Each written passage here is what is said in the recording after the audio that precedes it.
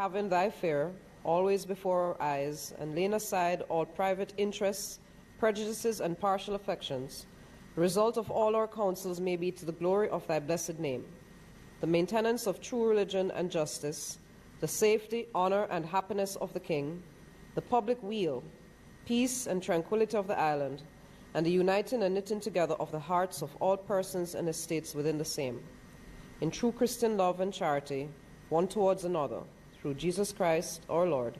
Amen.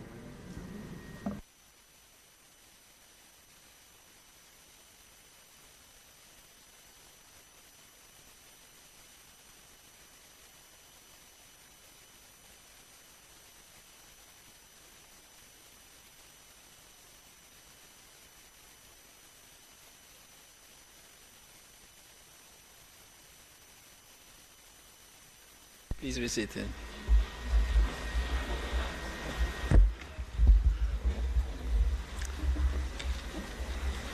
Good morning, members.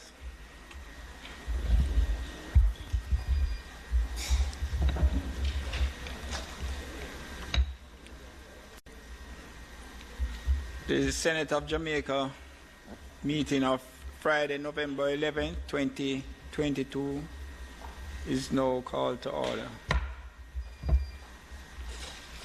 In commencing, I see persons sitting in the gallery, and today we have with us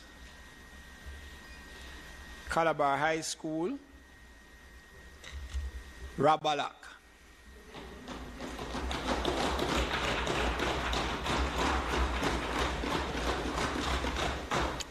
And amongst them, 28 students and 1 teacher. So, students, teacher, welcome you to the Jamaica Senate, and trust that you will have an exciting day.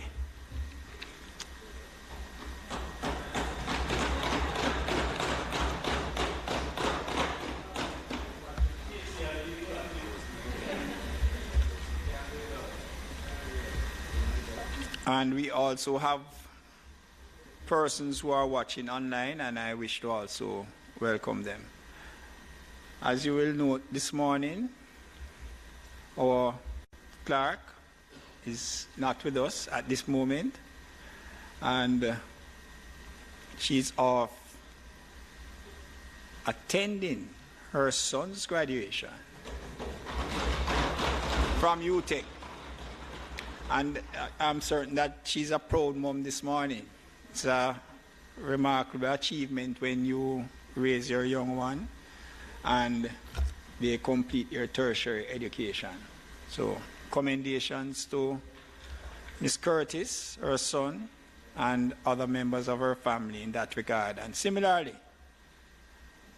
President Finson is also off on a graduation in relation to his child. And again, that is a remarkable achievement.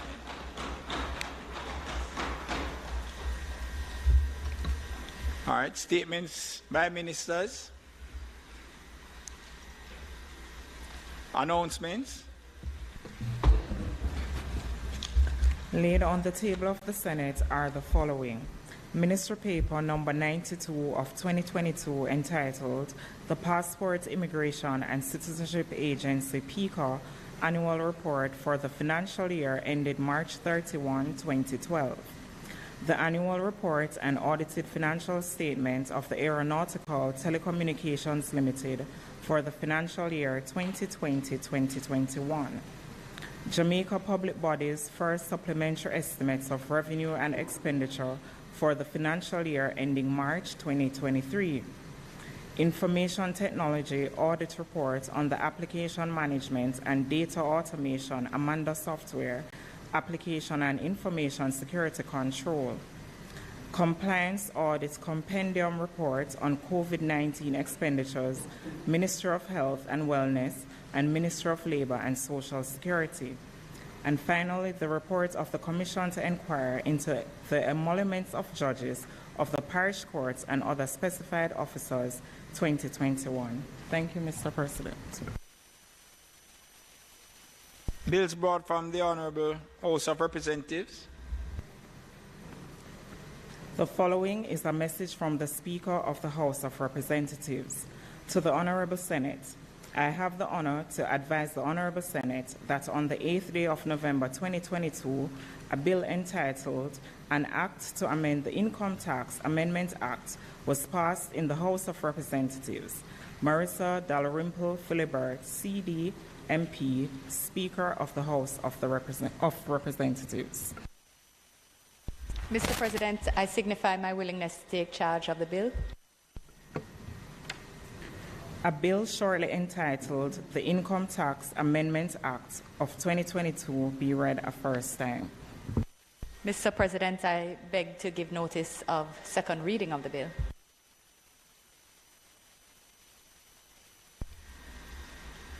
Petitions, papers, reports from committees, notices of motion given orally,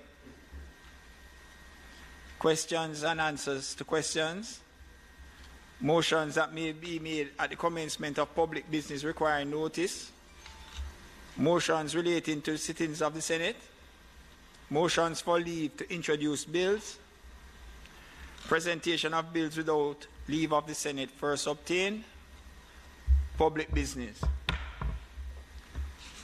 Thank you, Mr. President. Mr. President, today it is intended to continue with the contributions to the State of the Nation debate, and it is also intended to take the Irrigation, Validation and Indemnity Act, which was tabled in the Senate last week. I am proposing, Mr. President, that given the presence of the representatives of the Ministry of Agriculture and Fisheries and the uncomplicated matter of the bill before us, that it be taken first so that we may release the technical team back to their duties at the ministry. And we would then proceed. I understand the first presentation today will be made by Senator Allen, to be followed by Senators Fraser-Binns and Senator Webby. Thank you very much. In that order? Oh, I'm not confirming the order, say, for the first. My apologies, Mr. President. Thank you.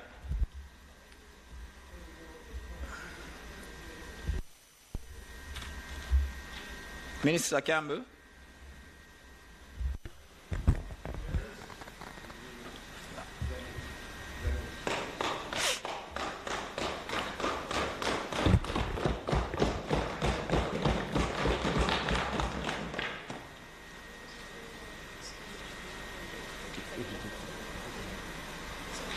Oh, very well.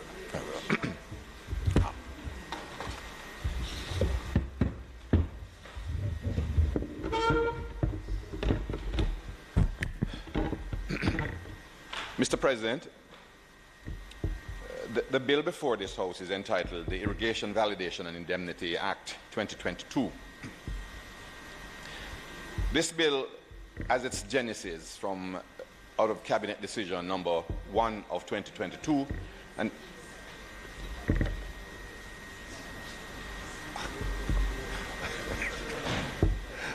Mr. President,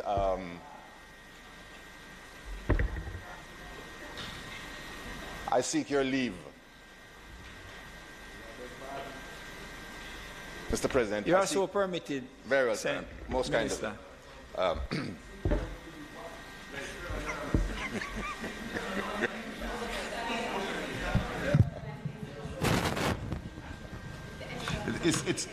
It's the inference from my taking. Very well. The bill, as its genesis, from Cabinet Decision number 1 of 2022, and that's dated January 10, 2022, which approved, among other things, the promulgation of validation and indemnity legislation in respect of the National Irrigation Commission Limited as the Irrigation Authority, and 2, the issuance of drafting instructions to the Chief Parliamentary Council in respect to that matter. The foregoing decision came against the background of the expiration of the license granted to the National Irrigation Commission Limited by virtue of the Irrigation Authority licensing of the National Irrigation Commission Limited, Order 2011. This license was granted to the Commission for a period of 10 years and expired on July 10, 2021. Notwithstanding the expiration of the said license, the Commission inadvertently continued to act as the Irrigation Authority without the requisite legislative authority to do so. Consequently, this necessitated the relevant minister to license by order an entity to be the Irrigation Authority for the purposes of the Irrigation Act, and to issue validation and indemnification of the actions of the Commission following the expiration of the license on July 10, 2021. The Commission was subsequently licensed as the Irrigation Authority by the Irrigation Licensing of Authority Order 2022 and affirmed by the Parliament on the 25th day of March 2022 for a period of 30 years. The foregoing order was gazetted on the 28th of March 2022 in the Jamaica Gazette Supplement. The bill having been passed by the Legislation Committee of Parliament, the Cabinet by its decision number 27 of 2022, dated August 22, 2022, gave approval for the tabling of the said bill. The bill therefore seeks to, 1, to validate and confirm all acts of the Commission done in good faith by persons acting on behalf of the Commission during the period July 11, 2021 to March 27, 2022, and to indemnify the Commission, its agents and its officers against liability for the actions done in good faith. By the promulgation of the Irrigation Validation and Indemnity Act 2022, the Government of Jamaica seeks to have in place the necessary legislative authority to address any possible outstanding liability that may arise to the Commission in the carrying out of its mandate during the period July 11, 2021 to March 27, 2022. In the circumstances, I ask this Honourable House for its full support in passing the bill entitled the Irrigation Validation and Indemnity Act 2022. I will now attempt a clause-by-clause analysis of this very extensive bill.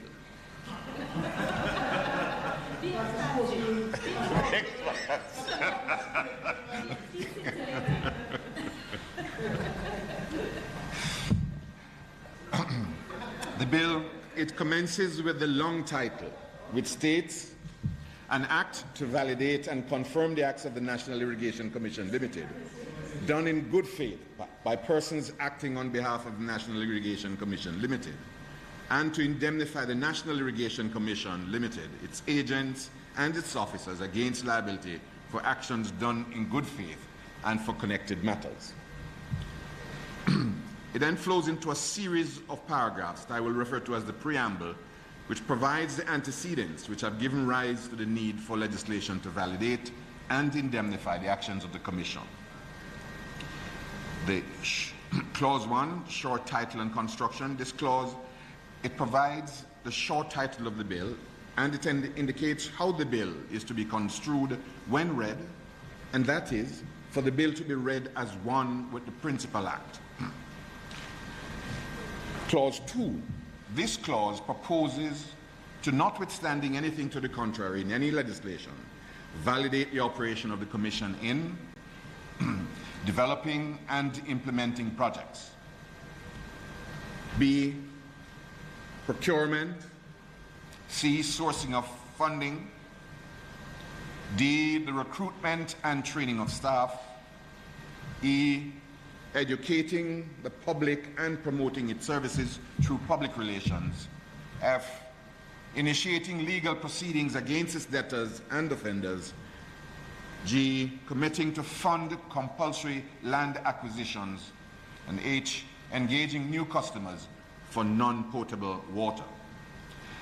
And in relation to all the other acts done in good faith during the period from July 11, 2021 to March 28, 2022, shall be treated as validly, properly and lawfully authorized and carried out, as if the power was lawfully conferred on the Commission. This clause also proposes that every person who has acted on behalf of the Commission in carrying out its instructions during the said period of July 11, 2021 to March 28, 2022, and who may be liable to be proceeded against on the ground that such actions were unauthorized or unlawfully done or otherwise illegal or improper, is freed, acquitted, discharged, and indemnified from all legal proceedings of any kind. And it closes. The bill concludes with a memorandum of objects and reasons.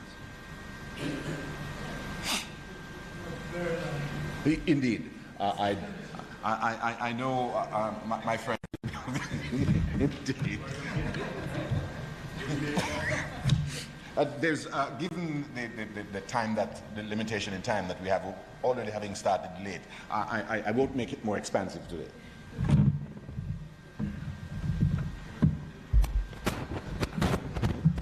Senator Bunting. Thank you, Mr. President. The opposition has no objection to this tidying up bill. In fact, it was described by the leader of government business as perfunctory. So, in consideration of the three speakers who are warming up for the State of the Nation debate, I will make my comments extremely parsimonious, and I will close to say we support the bill. Thank you.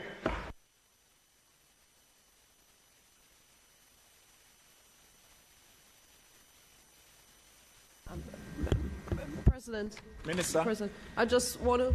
Sorry. Just want to bring attention. Senator Longmore. Yeah, just want to bring attention to clause 2. Sorry, clause 2.2, where it is the Queen is quoted, and perhaps we want to amend that to the King.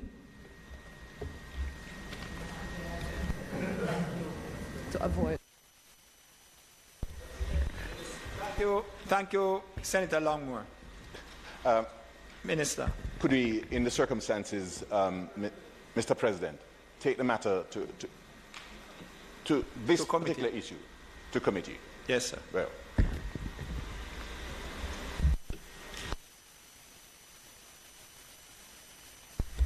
That's it? You're through with? You have no other comments?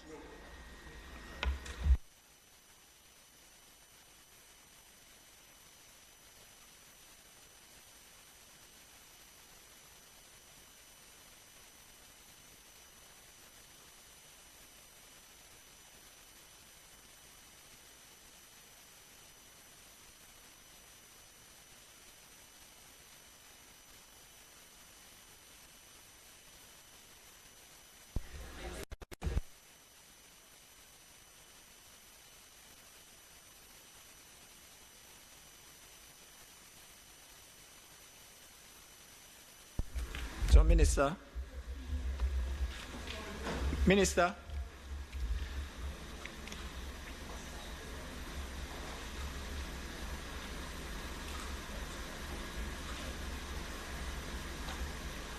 For the bill to be read a second time.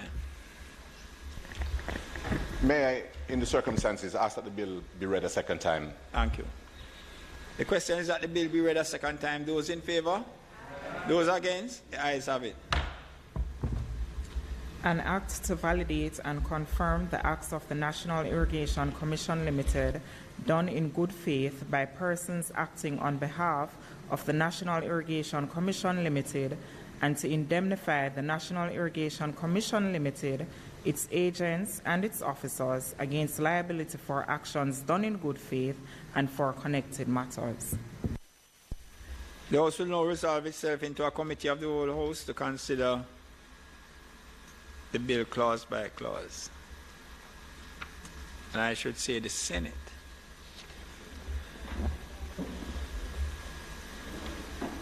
All right, it's as has been spoken about, it's short, so clauses 1 and 2. Sir President, Chair, the amendment pointed out by Senator Longmore is prior to clause 1. Am I correct? It's in the preamble. We get back to that. All right, cool. So clauses 1 and 2. Those in favor? Mr. President, there is an amendment being requested for 2 subsection 2, where the reference to the Queen be amended to state the King. That is it is one of the 2 places in which the reference is made in this bill. But that's not in, but it's not in clauses 1 and 2. We're asking for amendment to clause 2.2 in that regard.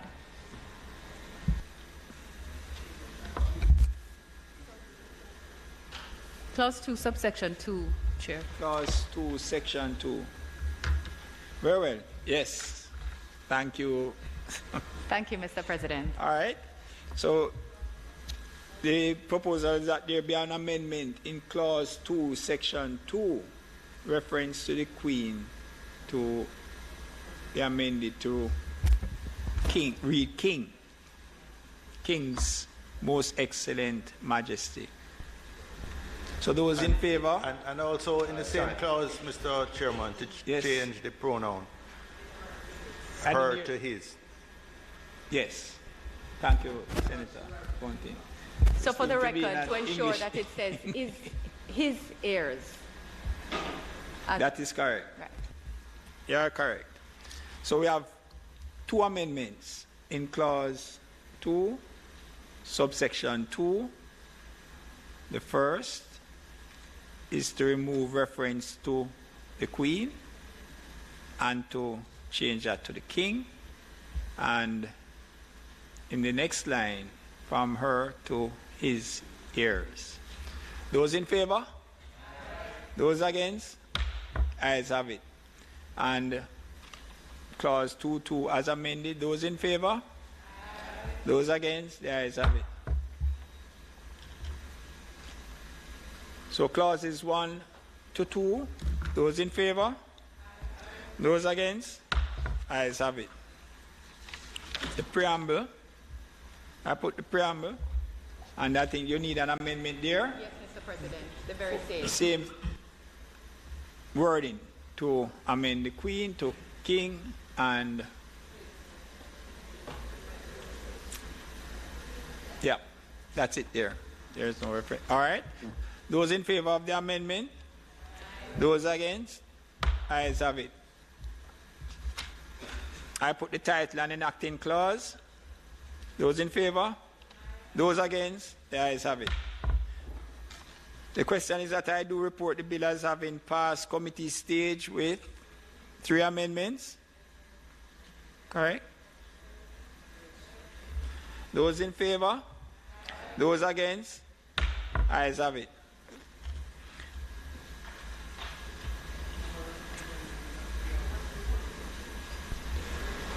Mr. President, I now ask that the bill be read a 3rd time. Questions that bill be read a 3rd time. Those in favor? Those against? Ayes have it. An act to validate and confirm the acts of the National Irrigation Commission Limited done in good faith by persons acting on behalf of the National Irrigation Commission Limited, and to indemnify the National Irrigation Commission Limited, its agents and its officers against liability for actions done in good faith and for connected matters. The bill is read a 3rd time and passed.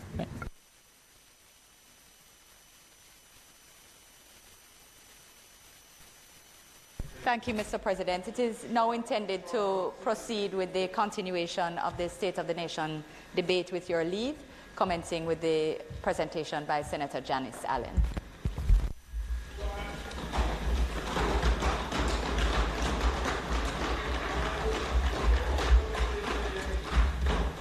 Senator Allen.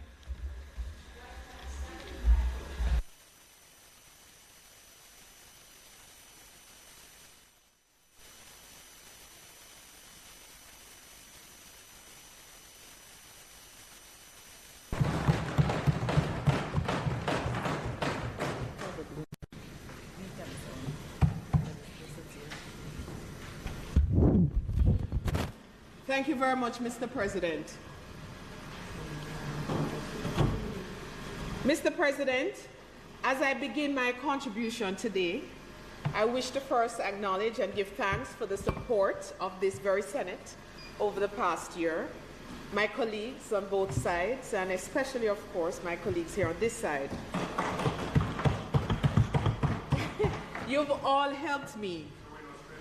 You're indeed very special. Extra special. You've all helped me. You've molded me. You've caused me to grow and develop in this role, and I thank you very much. I also want to thank Ms. Curtis, who isn't here today, and we understand why. The Clerk of the House, she and her entire team of the Houses of Parliament, those members of her team, those seen and especially those not seen, because their roles assure us that we are able to meet to the advancement of the people's business, which is our business. Members, our job here is not an easy one. It is a job that would be made all more challenging, however, without the loving support of family and friends. In this regard, I must say that I am richly blessed. I have followed in my father's footsteps and into politics, and it remains my hope that if he was still with us, that he would be pleased. There's also my mother, who is watching, Winnie Veronica.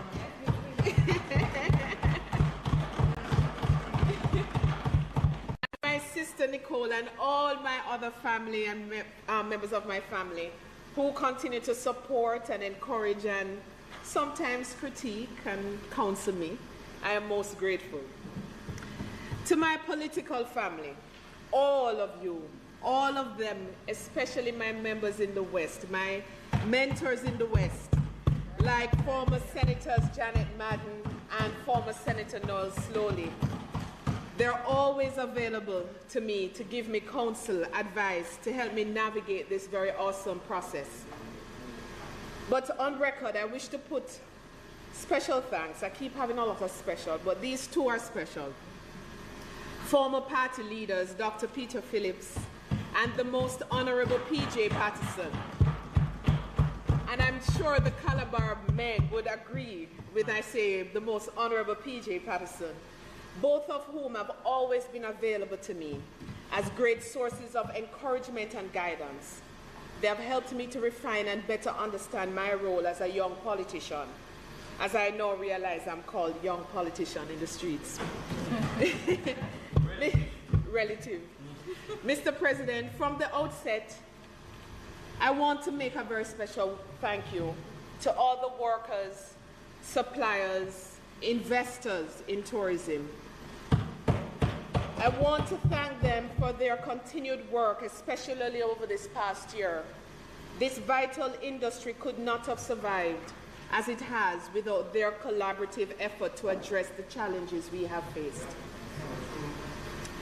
To have witnessed competitors, and some may say even rivals, sit around a table and work assiduously with one common goal, post-COVID recovery of the sector, is an experience that should be emulated. This is the model of the Jamaica Hotel and Tourist Association, an organization that I believe deserves special mention as a national best practice for problem solving.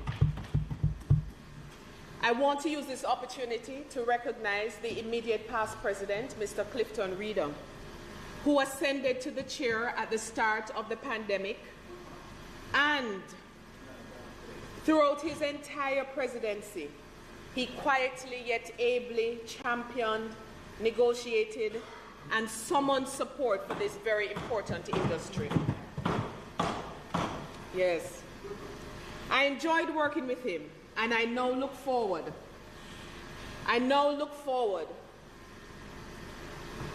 to working with his successor, the newly installed president, Mr.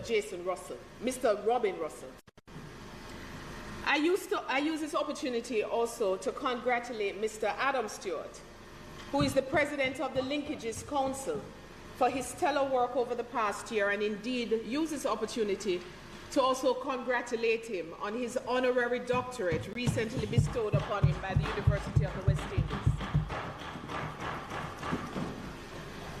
Mr. President, as I make my second contribution to the State of the Nation debate, I find I am a bit more contemplative. My approach to today's presentation is therefore slightly different. For one, I'm compelled to reflect on why these debates are even referred to as the State of the Nation debates. Within its naming is revealed the fact that our mission as senators is somewhat different than our colleagues in the House of Representatives. For one, they have constituencies bounded by geography and are therefore by nature more parochial. Oftentimes in deference to the party's ticket on which they campaigned and were elected, and are described not only sometimes as parochial but sometimes partisan. Yet here, we are each appointed by the Governor General upon recommendation on the leader of the respective parties. So our focus is intrinsically different. Some sources describe us as the review chamber or the upper house. Indeed, we are both. And therefore, the expectation of the public has of us is different. Sometimes more passionate presentations, definitely more directed at nationhood than election cycles and the strictures that come with such cycles. It is our role to buffer the legislature from political torrents, free from the dictates, however subtle, of the executive, though some members here serve there. We must direct our efforts to the service of our fellow citizens, the wider society as a whole, and fueled only by the desire to enrich the parliamentary process in a way that enhances the outcomes for all Jamaicans. And that is why, Mr. President, we don't have sectoral or constituency debates here. Even if, as indeed the case, some here have contested elections or have held places in the other chamber. While here we ought to be doing our work not as if setting a wicket for some future campaign on the political hustings for a seat. Having shared some of what my colleagues by now would say, but we already know that, I make bold to notify the Senate that my contribution today will incorporate a thorough audit of the real state of the nation. A nation whose people are among the most creative, the most resilient, the most inspired in the world. But at the same time, a nation whose people are among some of the most troubled, vulnerable, and dispossessed in the world. In recent weeks, the latter description has been borne out in land tenure issue, and I'm certain my colleague, Senator Fraser Binns, will speak to that. Exemplified in the occasion of the demolitions near Clifton in St. Catherine, the receipt of evacuation notices by residents of the ironically named Pleasant Hill near Ty Dixon in St. Catherine. A nation which in recent weeks saw members of the constabulary force gunned down. A nation in which one day alone there were 12 murders within a parish in a 10-hour period. A nation where it was revealed that the once lauded Jamaica Defense Force is alleged to be fraught with frequent occurrences of sexual abuse of women who made the bold and honorable decision to put on the JDF uniform. A nation where there's no natural expectation to have access to beaches, yet we saw headlines of locals likely becoming disenfranchised as the all-important foreign direct investment landed in close proximity to a celebrated escape that were none other than the Honorable Robert Nesta Marley, Tosh and Whaler, and others who engineered the indigenous reggae music that contributes so richly to the very identity that the world beyond the shores of Jamaica ascribes to us.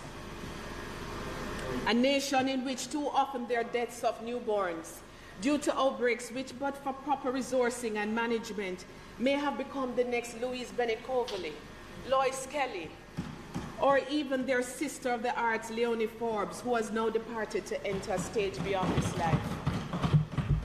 Or the next Bolt, Blake, or Powell, or indeed a scientist who could have broken through with some answer to breast cancer among black women.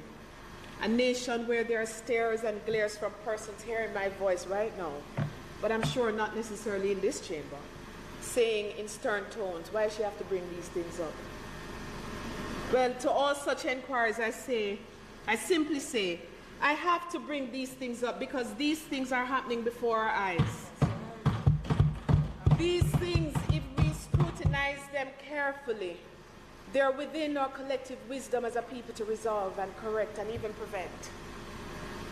If we could re-engineer the foundation of the Jamaican economy so that now we claim that we are the only Caribbean island economy showing growth since pandemic.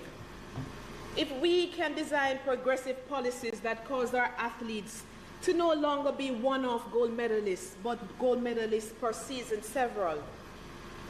If we could contemplate common entrance solutions, subsequently known as GSAT and PEP now, to ensure that each Jamaican child achieves a space in secondary school based on aptitude and not last name or address.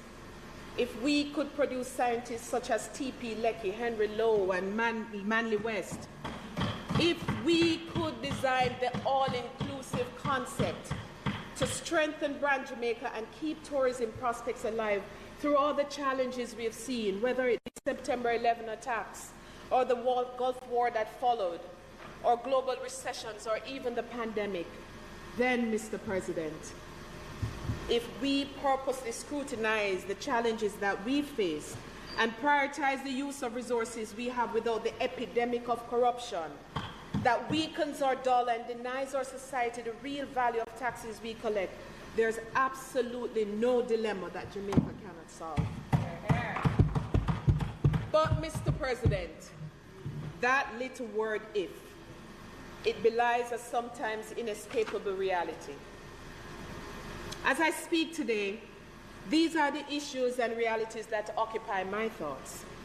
They are the guardrails that train my mind towards realistic solutions designed to respond to the real situation that our Jamaican mothers who depend on the public health system to assist the safe delivery of their children face each day.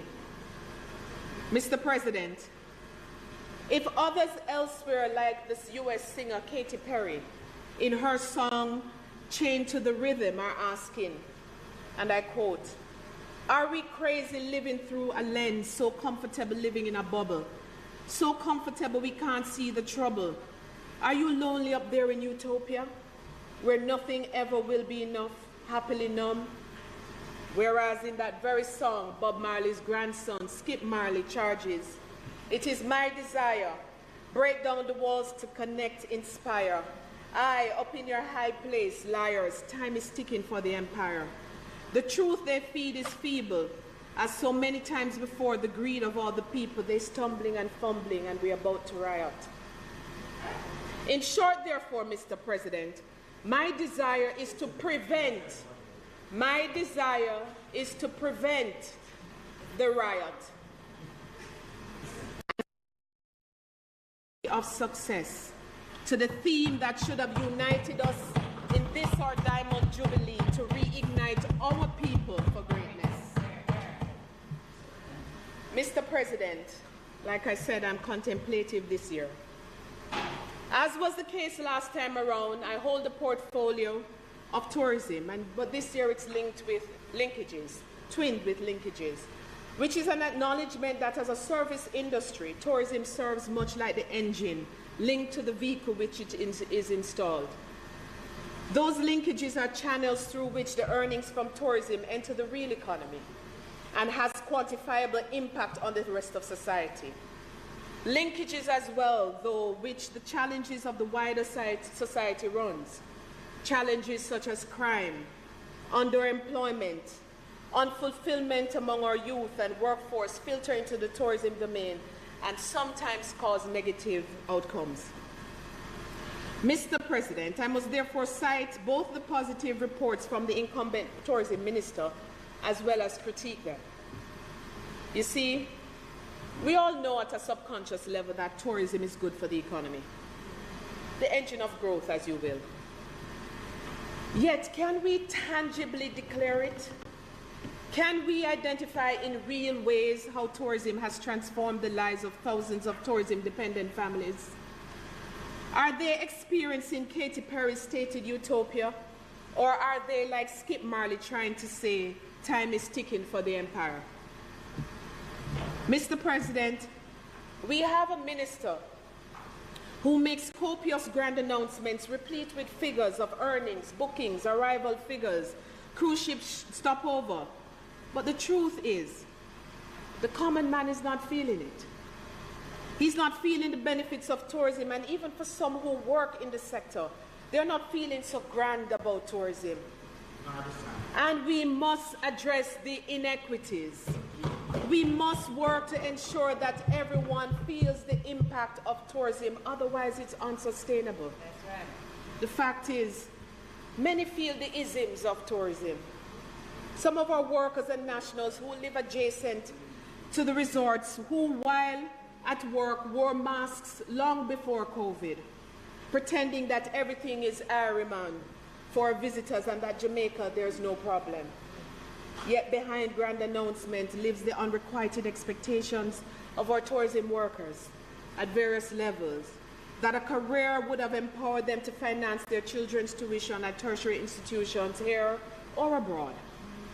Let them qualify for and be able to maintain a mortgage for their dream home. Allow them to invest even in proper medical care. Mr. President, everyone in this Senate knows that I'm from Montego Bay, and it has been my permanent residence all my life. I have seen the transitions in the tourism sector up close. My parents operated within the sector, so I know of what I speak. Sometimes it's like having a front seat to the greatest show on earth. And there are other times when it's like witnessing the dashed dreams and hopes, the disappointments of some of the stakeholders. You see, I make it my duty whenever I go to a hotel or any other tourism space. I observe the workers to learn of their names, ask about their children, their parents. I listen to them give the scripted response. And as the conversation goes on, many times you can watch the smiles on their faces change and the truth is revealed in their eyes. I hear stories of many women whose husbands have to go on a work program overseas and leave them, break up their families. This is not their desired action. It causes things to happen to their families, other things to come to the fore. So when the minister makes statements such as significant growth and earnings, when the public hears the unimaginable numbers, they ask then why the place looks so? Why we don't feel like we can even access a well-run public transportation system, or walk on proper sidewalks, or have a working hospital. It just doesn't add up.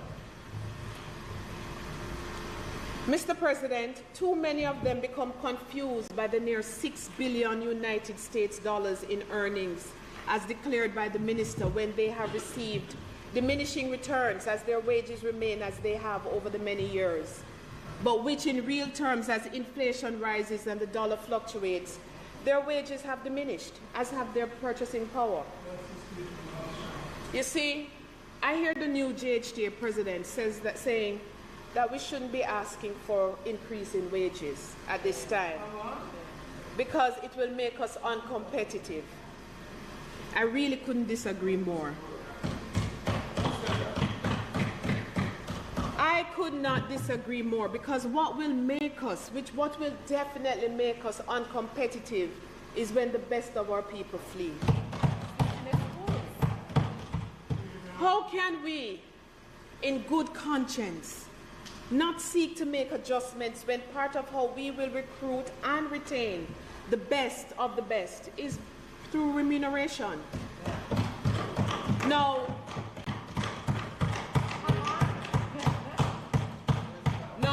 I am not saying, for Cavan, yes. How can we, with good conscience, not seek to make adjustments when that is the very way in which we're going to recruit and maintain? No, I am not saying that we should run businesses into the ground, but we must have the conversation, because this is the linchpin in all of what we face. This is how we will cause a mindset shift from seeing tourism as just a work to tourism as a career. Yeah.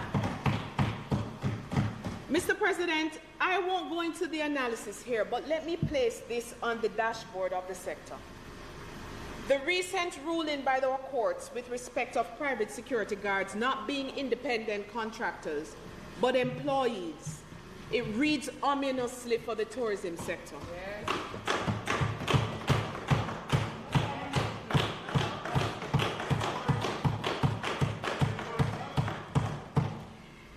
It is important that operators within the sector familiarize themselves with the details of that ruling and prepare proactively for what may be on the horizon as a result of that ruling.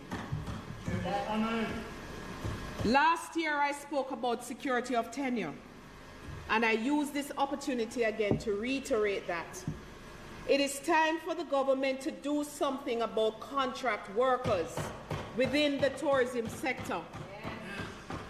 It is noteworthy that many of our local owners tend to engage employees on long-term arrangements, but we must have this become a wide-scale practice across all of the industry.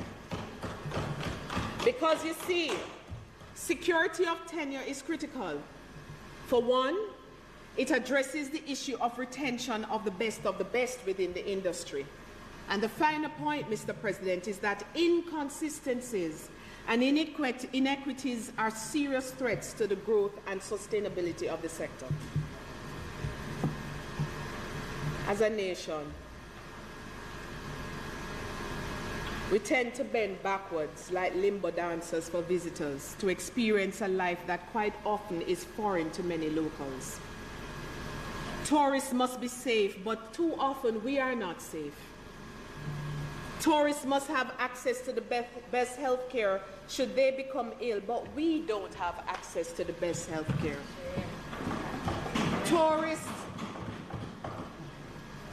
Tourists must be met with smiling faces, but many times we ourselves are not happy. As we move to reignite this nation for greatness, it is time we rethink tourism.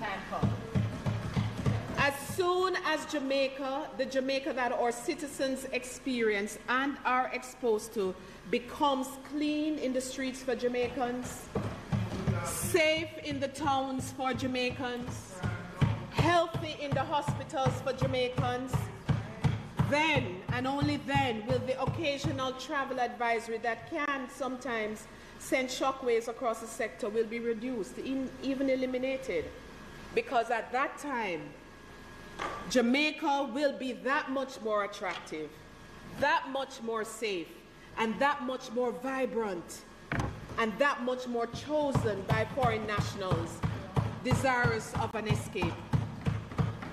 An escape not just to the tranquil waters and idyllic beaches, but into paradise that causes them to explore towns and attractions, local restaurants, theatrical productions, and I hope at some point soon the Montego Bay Little Theatre will be renovated so that they can truly visit Jamaica and not just a resort on the island of Jamaica. You see, Mr. President, tourism cannot be sustained as some sort of separate existence, like a parallel society within the walls that is foreign to the locals, but in truth, we are tourism. The countries that have transformed their societies through tourism are the ones where visitors are not brought to a made-up place, but where visitors move seamlessly through the social spaces and partake in culture, cuisine, authentic experiences of the countries they visit. That's what I do, and that's what I want for others who visit Jamaica. This used to happen. It used to happen. So the question is, have we regressed? Have we?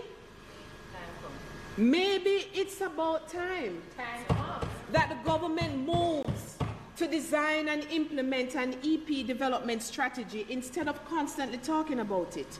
one that incentivizes investors above and beyond the current fiscal incentive provisions, prioritize EP in prescribed areas to drive economic activities for the benefit of restaurants and shops and transportation. Now, this is not a slight against all-inclusives. Rather, it is a move towards a stronger, more integrated and diversified product that widens the base of the economic participation and which will ensure a faster transfer of wealth to all and to return our tourism towns to the bustling economic hubs they once were.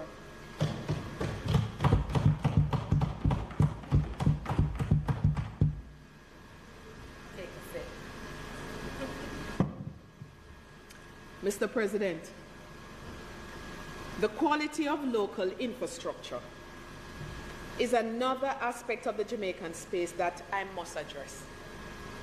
Again, I'm from St. James. I did say I wasn't going to be parochial, but I can't help it. But Mr. President knows this. I continue to be amazed. In fact, I'm bemused. But in fact, really, I'm disappointed with the multiple missed targets with respect to the completion of the renovation and refurbishment of the Cornwall Regional Hospital. No, I'm just saying. In fact, I hear commitments being made now, new commitments by the Minister of Health and even the Member of Parliament for West Central St. James.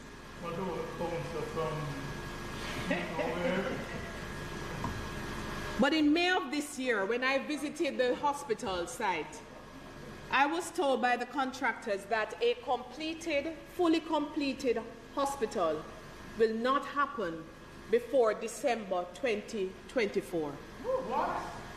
That's what they told me. We are now November 2022. You can do the math. When our roads are unsafe and cars careen across roadways as drivers either swerve to avoid potholes or just plain impatient as they hustle to another passenger, God forbid that they slam into a tour bus. Because I don't know what facility in Montego Bay, the country's flagship resort city, that can handle saving multiple injured tourists at one time.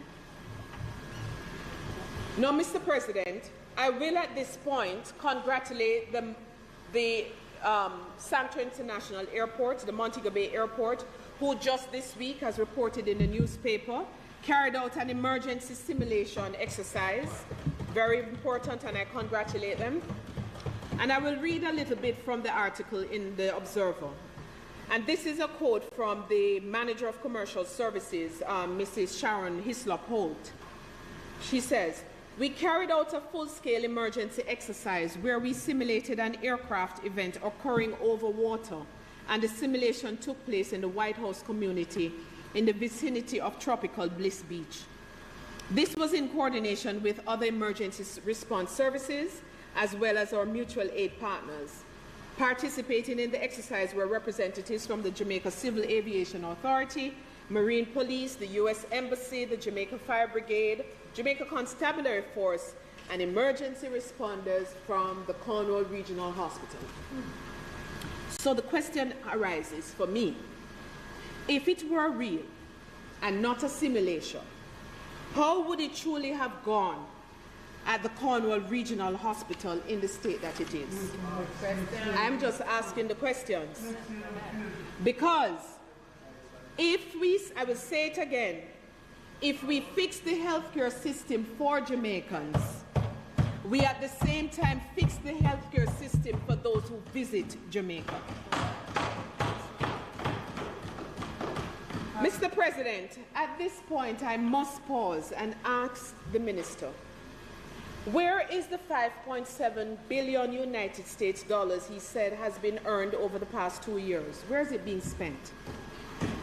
Because our people are saying to show them the money. Is it being spent to fix Cornwall Regional? Show me the money.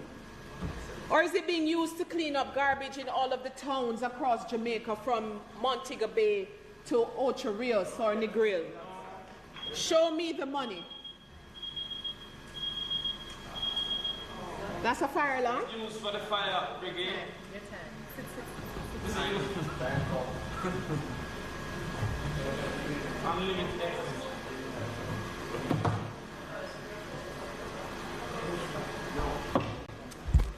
Just inquiring. I will, but I'm inquiring for a signal notwithstanding. I'm given much more than half. I said much more. No good. Mr. President. Minister. Mr. President, the Speaker's time having expired, might she be permitted sufficient to complete her presentation?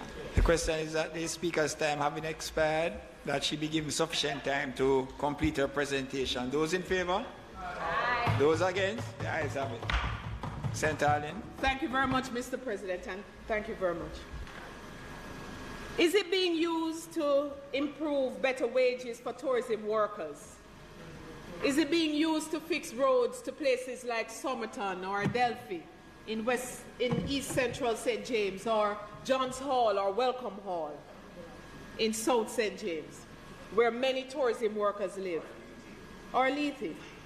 Is it being used to implement the Jamaica Eye program across the city with an app that might be available on light posts or lamp posts, where you can scan and get information about where you are and the historical reference of where you are, relevance?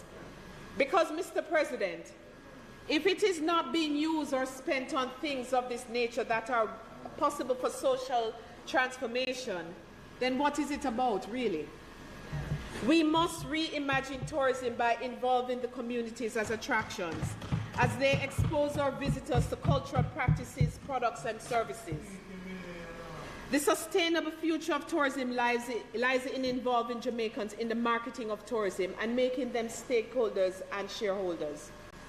Our people who work in tourism must be treated with honor that comes with the knowledge that they're builders of the industry, not just to make to be felt like they're dancing for a dollar.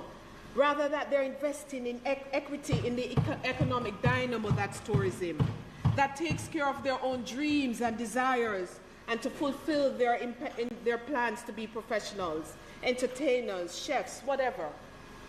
Because if not, it's not sustainable.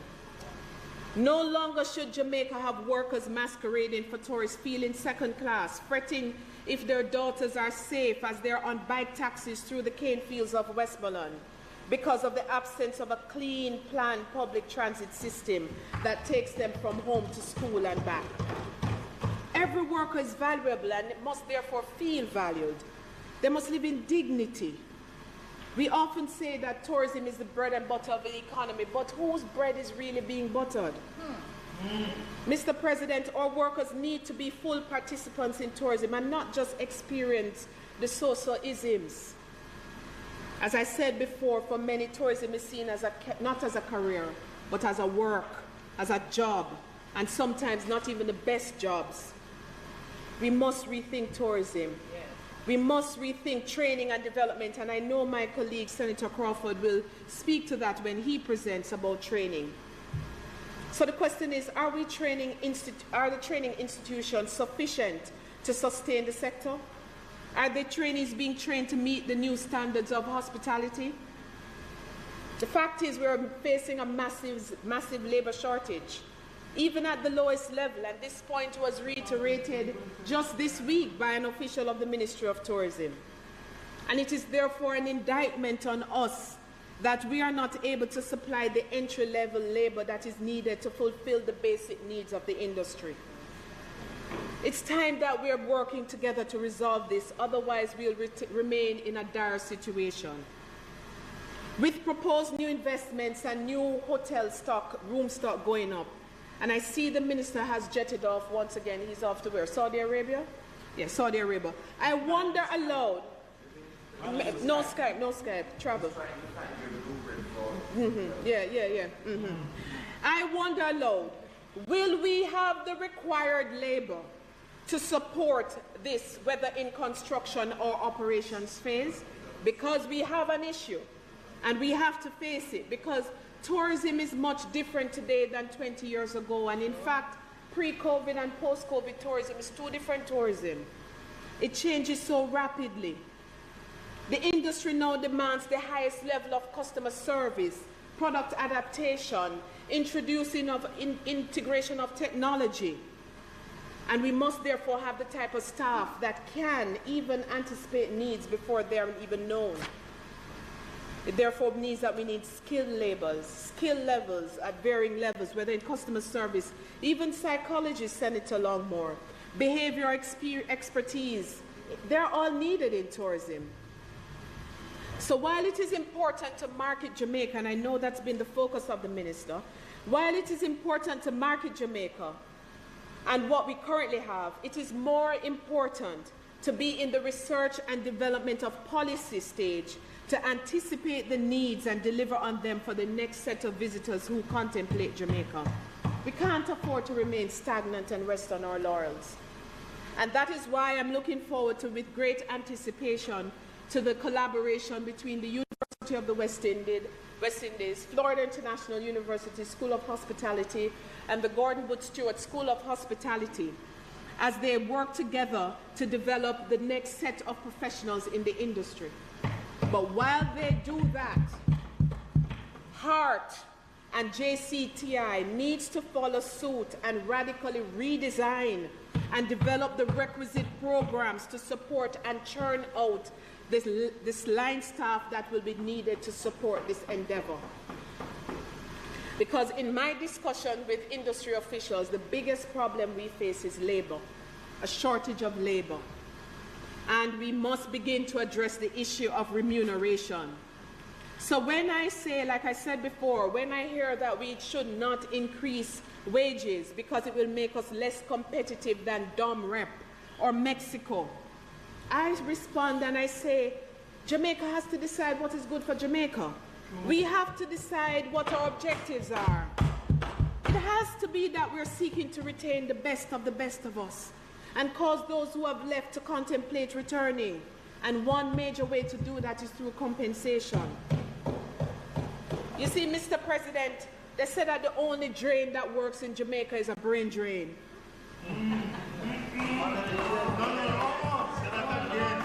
The only drain that works in Jamaica is a brain drain. This brain drain robs the best of us, the best skills, and it breaks up and dismantles and takes away the middle class. It can only be corrected. It can only be corrected. I'm happy this is eliciting the response. It's a real and present danger. It is only by correcting the inequities, Senator Longmore, that we will resolve the problem. Decency replaces inequities. People want decent housing, and that is why they squat. Decent housing through affirmative and progressive policies like rent to own and rent control. Decent health care, which I spoke about already, and decent recreational spaces and learning centers for children of these tourism workers. Mr. President, there are some ways to correct the brain drain and to retain the best of us, to transform and strengthen not just tourism, but the linkages across the country and the economy. I read an article the other day that said that Vision 2030 is still a key. About a day or two afterwards, there was an article by the POJ saying that we're on target to meet 2030 by 2030. And I thought to myself, like, really? What part of that, what part of Katy Perry's song is the PIOJ referring to? Is it the happily numb rhythm, or Skip Marley's The Truth They Feed is Feeble rhythm? Which one? I want to know. And as I wrap up, so that we don't have too much stress and more brain drain. Mr. President, in a recent reading, a book by former Senator Arnold Bertram, a book entitled N.W. Manley's The Making of a Modern Jamaica. Yes. I came across a quote which our national hero quoted Frantz Fanon. Each generation must discover its mission, fulfill it or betray it in relative opacity. I am here to fulfill my mission because I feel a deep sense of responsibility not only to my generation and the future, but to my nation. Jamaica is sometimes a contradiction. We have all the right ingredients to be the greatest nation on earth. And at the same time, all the ingredients to be the exact opposite. Every day we see it. We hear how others describe us. We are seeing amazing, we achieve amazing things in the world, in almost every area. And then when we look within, we see otherwise. We have seen in recent years so many Jamaicans becoming less hopeful about the future of Jamaica, and they choose to flee, leaving our shores for presumed better and brighter future. As legislators, well-thinking Jamaicans, we must ask ourselves not only why, but what are we going to do about it? The future depends on it. The fact is, the achievement of any vision, whether 2030, 2040, or 2050, it requires all hands on deck. It requires less migration and more return of those who went away. Therefore, as a nation, we must be working together to develop policies and programs that will cause our people, our labor force, to choose Jamaica, to bet on Jamaica, to build Jamaica. Because the trajectory that we are on right now will not cause us to attain it. At the rate we're going, we'll only achieve minimum growth. Popular artist Chronix, in one of his songs, begs Jamaica for a smile.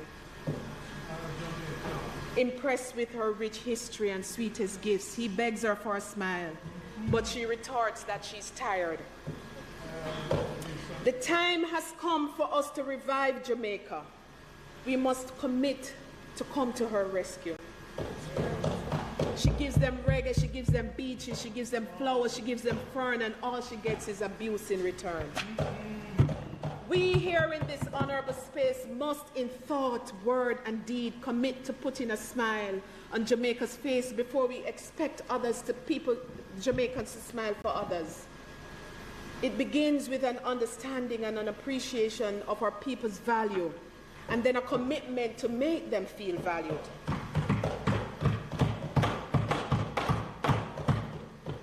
We are tourism.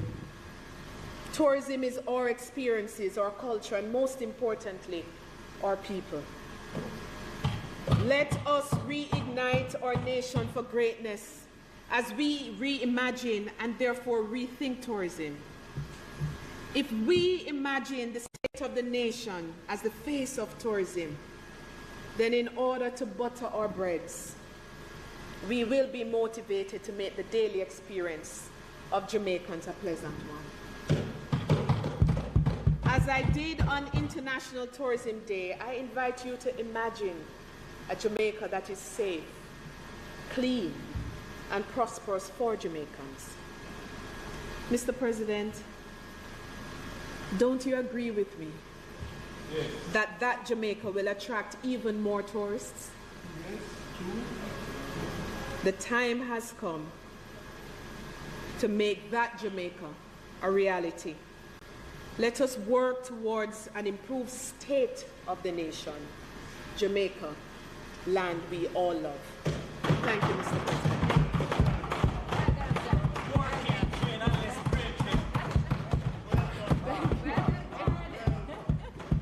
Thank you. Thank you. Thank you. Oops. Signs and wonders. Thank you, Senator. Thank you, Senator Allen. Sorry, And now we'll have Senator Webby.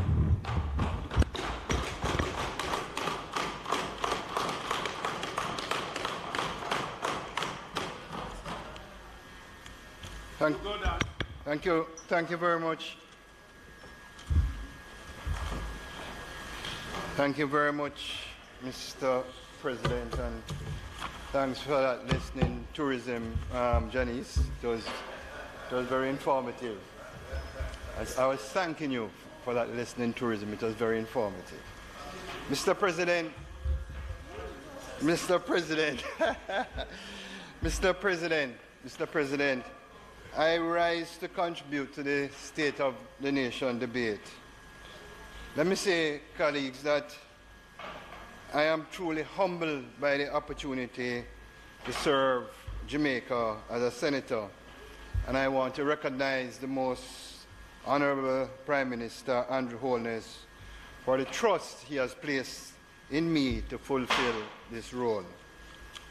Believe it or not, Mr. President, this is actually my third term as a senator, and it's an honor and a privilege and a job that I take very seriously. To begin, Mr. President, I must thank God for His blessings and the health and strength to stand in the Honorable House today.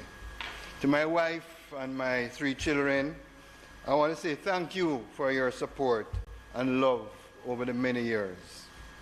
To my extended family at Grace Kennedy, the Board of Directors, and over the 2,000 staff members of Grace Kennedy, I say thank you for allowing me the time to deliver on my responsibilities as a senator. This is a special year for us at Grace Kennedy as we celebrate our 100th anniversary as a Jamaican company and 100 years being a resident of downtown Kingston. Mr. President, like my fellow colleague, Senator Allen, I sincerely want to thank the parliamentary staff of Gordon House for their hard work, their commitment and professionalism in the execution of their roles. I especially want to recognize, she's not here today, Mrs. Valerie Curtis, Clerk to the Houses. Mrs. Curtis, you and your team have been diligent in your service to your country, and we owe you a debt of gratitude for the work you do for all of us.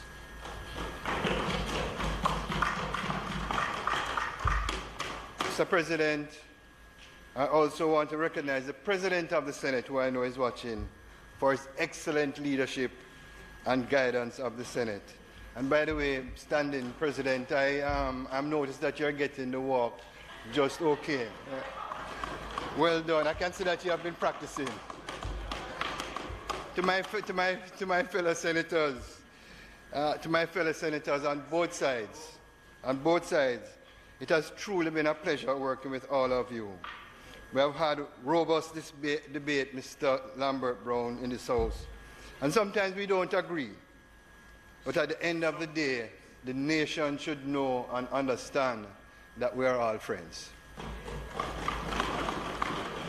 We have been called to a higher level of service to shape the vision and direction of our country. It is a calling that we must treat with the greatest respect and be always mindful that we are being looked on as leaders. I want to thank Senator Hill, who is not here today, for his kind words in the opening debate, in his contribution in recognizing my chairmanship of JAMPRO, which I was there for 6 years. Let me say, it was a pleasure to work alongside such a fantastic team at JAMPRO, who have done a lot of great work and continue to serve Jamaica's best interests. You know, leader, we really have some great people in government, and we need to recognize when they do well. And I truly worked with an excellent team at JAMPRO, very committed to Jamaica visions and goals. I want to especially recognize outgoing President of JAMPRO, Dan Edwards, whose stellar leadership has guided JAMPRO in delivering on its mandate. Diane, I want to really big you up. Mr. President, I'm very proud of what we have been able to achieve during my tenure as chairman, and I would like to highlight a few, and this is not about Senator Webb, this is about the team of JAMPRO and the policy guidance that we got from the government of Jamaica. Mr. President, JAMPRO facilitated over US $500 million of investments in tourism. And Senator Allen, I would say maybe it was an innocent omission on your part, but I think you forgot to mention about the tourism workers pension scheme implemented by the government here, where our tourism workers can finally enjoy retirement and a peace of mind. I think she innocently omitted it. I really believe that. Mr. President, like Janice, I'm also good friends with Adam Stewart, as you'd appreciate. And Adam is a great leader, and I want to congratulate him on his honorary doctorate. But can I suggest, if you have not done so already, have a sit down with Adam and speak about the tourism linkages and the impact that it is having on the small farmer, the small manufacturer, and the small man in the street, where tourism, the tentacles of tourism, is reaching out there. Mr. President, over a 5-year period, 2016 to 2021, the global services sector, GSS, otherwise called the BPO, grew from 17,000 jobs to 46,000 jobs as we speak, an increase of 270%. My concern, President, is that of Senator Allen, and it's a big issue that we're going to be facing, Senator Allen, not only for the tourism industry, but we have to ensure that we have the human capital to grow with these industries. Because I can tell you that at 46,000 is nothing compared to the potential that it can be. So we need to plan 5-10 years ahead, Senator Brown, in terms of the skill set that we're going to need for these industries. Mr. President, a project that we are extremely pleased of is a national business portal which promotes ease of doing business by allowing investors to access several government services in one online space. We talk about digital transformation. This government is not only talk, we're acting on it. The National Business Portal. The portal is now moving into a transactional phase where the first 12 business to government processes will be online by January 2023. That is what you call digital transformation. Mr. President, we started to work in 2016 to develop a national investment policy that Cabinet has now approved as a white paper.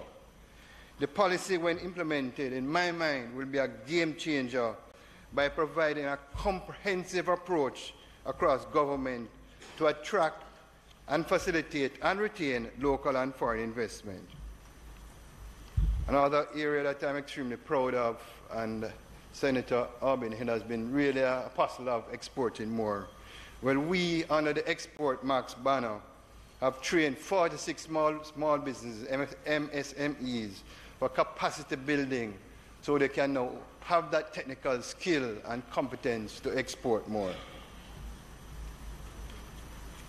President and colleagues, one of the areas, and I've spoken about it many times, and I'm very passionate about it, and it's being discussed all over the world, is the issue of food security. I have said on many occasions, in many capacities, that Jamaica needs to cut its imports bill from $1 billion to US $500 million by 2030.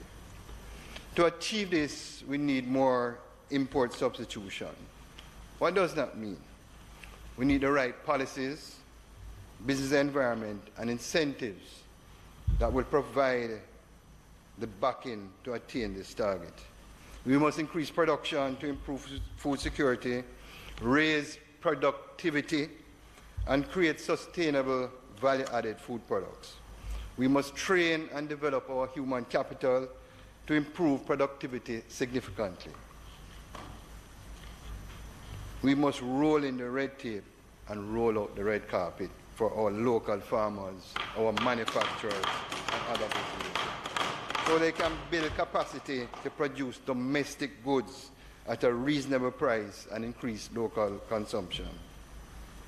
Mr. President, this year is a special year for Jamaica, our Diamond Jubilee, 60 years of independence. The celebration has been centered around the theme, reigniting a nation for greatness. I want to use this opportunity to congratulate the Honorable Oliver Babsy Grange, a very hard-working minister, and her team at the Ministry of Culture, Gender, Entertainment and Sport for well-executed, entertaining and engaging celebratory activities throughout the year, especially the Jamaica 60 Independence Grand Gala, which in my opinion, represented the spirit of the people and provided a glimpse of what makes us Jamaican, past, present, and future. Another key activity for us this year was the Jamaica 60 Diaspora Conference. I had the opportunity to serve as chairman of the conference, with Grace Kennedy serving as one of the legacy partners.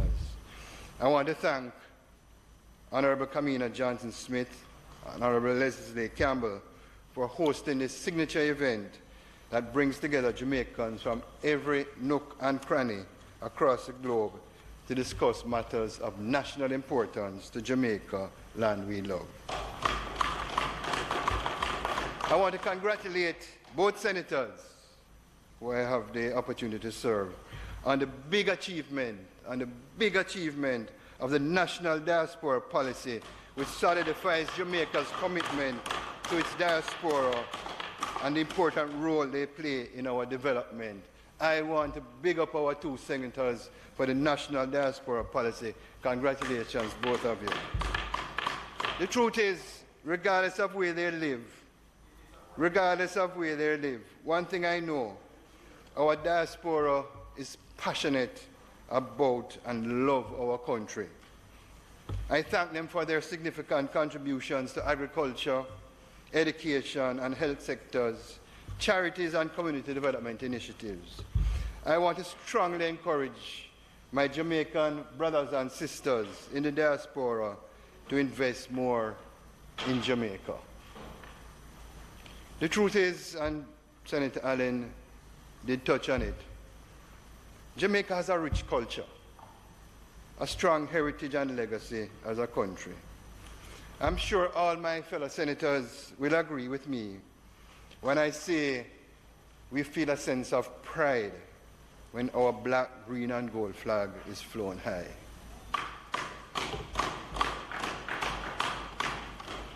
If I may say so myself, Senator Fraser-Binns, when we see our Jamaican products lining supermarket shelves overseas like Walmart, when we hear our reggae music playing on the airwaves, we are all reminded of how much we love Jamaica and what a great country we are.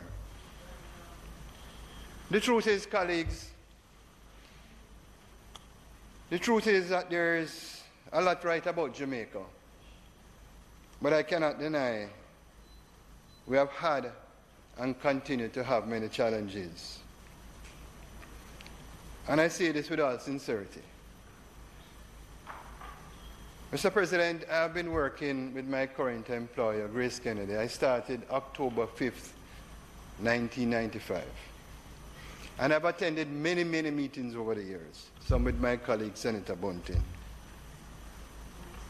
I attended meetings with the captains of industries, with private sector leaders in my capacity as a VP of the PSOJ, with prime ministers, every prime minister during that period, and government ministers. And I can sincerely say, except for a few years, when the national debt was the #1 item on the agenda at these meetings, crime was the #1 item over those 27 years. Crime was the #1 item over those 27 years. And if my memory serves me right, it was only 2 years that death was discussed first. And for many years, the murders has been well over 1,000. Mr. President and colleagues, I can say without apology and very confidently that in both houses of this Parliament, on both sides, all of us, every parliamentarian in the lower house and the upper house, both of us want to see a safer Jamaica where Jamaicans can live in peace and enjoy our beautiful country. And the question, that I ask myself, Senator Scott Motley, if there's consensus with the private sector, with government, with opposition, and all thinking Jamaicans, why can't we see a significant reduction in the crime rate over the many years? And in those meetings with all the prime ministers in my 27 years, in those closed-door meetings, there was an agreement. There was the will, the political will, to solve the problem of crime. And it's something that I often think about. Why can't we see a significant reduction in the crime rate over the years if all of us want to see a reduction? I will offer you some of my comments. I did some research. Jamaica's homicide rate of 46 per 100,000 is the highest in Latin America and the Caribbean. To put it in context, the homicide rate is similar to that of a civil war. I want to say this very clearly. This is my position. While I understand, Mr. President, while I understand and I respect the ruling of the courts regarding the SOEs, while I understand and I respect the ruling of the courts regarding SOEs, I still maintain that SOEs has its place as a strategic tool to fight crime. That is my opinion. I believe the SOEs would have reduced the current spike in crime if they were still in place. I hear, Senator Fraser-Binns, I hear and respect the argument about protection of the rights of individuals. But then I ask myself the question, what about the rights of the over 1,000 persons who have been mercilessly murdered each year? What about their right to life?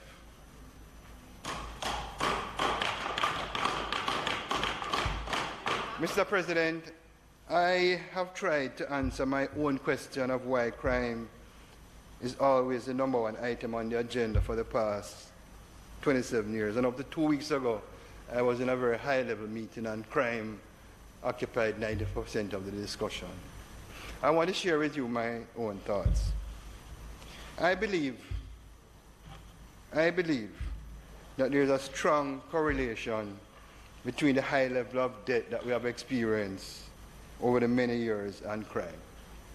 Let me expound on why I say so. Let's look back at 1991. I use that as my base year. Colleagues, in 1991, the debt to GDP ratio peaked at 232% of GDP. In other words, we're borrowing to pay borrowing, So,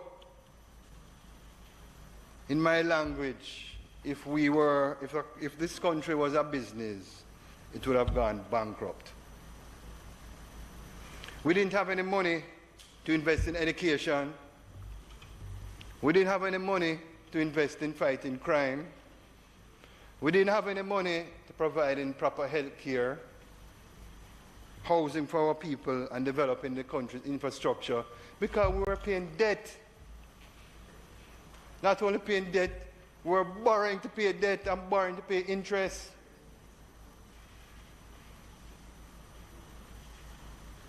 Mr. President, I say this because I was going through this as a young professional. This country at that level of debt of 232% was on the verge of being a failed state.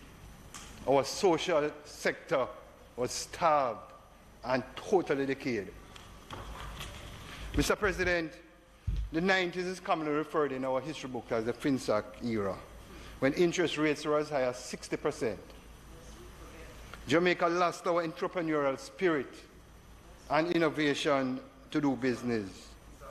Let me tell you something, Jamaicans have worked too hard. Public sector workers have made too many sacrifices for us to revise the gains, to reduce our debt and improve our economic outlook. The journey of debt reduction started with former Minister of Finance Audley Shaw, who anchored the debt restructuring during that period, followed by Peter Phillips, followed by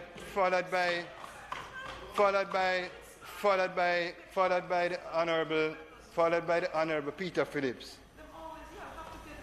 followed by the Honourable Peter Phillips, who I make no apology, did an excellent job and is one of the best finance ministers we have had, and we are blessed at that period in our history to have Peter Phillips as a finance minister. Then the baton was passed from Peter Phillips to Nigel Clark. And if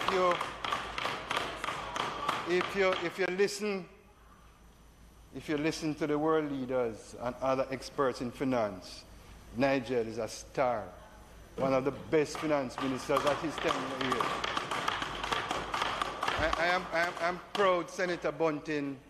I'm proud, Senator Bunting, that we have a graduate from the private sector of the government and is doing a good job. But you know what I like about Dr. Peter Phillips? He's a nationalist. He's a Jamaican. And I was so proud when Peter, who is in semi-retirement, came out just recently, maybe 6 weeks ago, reminding all of us in Jamaica that prudence is extremely important for the future of our country. In my language, what Dr. Phillips was saying, that we can't run with it again. Or else we're going to go back to that 232% of GDP, notwithstanding fiscal policy rules and financial commission. So let's look at what happened. Let's look at what happened, Senator Brown. And it's something that we should be proud of, regardless of your political leaning. Over the last decade, with political determination and Senator Bunting and political unity in our economic policy, public debt has been reduced from 145% of GDP in 2012-2013 to 91% in 2019-2020, and is projected to go down even lower. Let me repeat that again. I think it's important for our colleagues and listeners to really understand two words that I said. I said with the political determination, Senator Fraser Binns, and the political unity, we have achieved a significant reduction in our public debt, which means we can invest significantly more in our social sector. Political determination and political unity. Mr. President, I need to congratulate and want to congratulate again the government, especially Finance Minister Dr. Nigel Clark, on the management of the economy, particularly during the COVID-19 pandemic, and we have come out of the crisis better than most. The government remains focused on building our Jamaica a place of peace, opportunity, and prosperity. Some of the indicators which show the economy is moving in the right direction, I'll highlight a few. Economic growth of 5.4%. Senator Allen, US $4 billion in revenues. Think about that tourism linkages and how we can improve on it. Think about the tourism linkages. I'm sure she knows.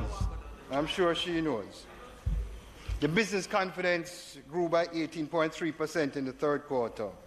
Consumer confidence, which is really the test on the ground, was at 162.6% in the third quarter, an increase of 4.2 percentage points over the second quarter. Unemployment fell to 6% in April over this year, the lowest in Jamaica's history. And the NIR at 3.77 billion in October. Mr. President, I've made this point about the reduction in debt here because we are moving in the right direction in terms of our economy. In other words, because we have less debt, the government can allocate more resources to spend on social services and the vexed issue of crime. I want to speak a little bit about crime. Mr. President, I want to start off by thanking Commissioner of Police Major Gerald Anderson and Chief of Defense Antoinette Gorman and her predecessor Major Rockmead and all the members of the security force.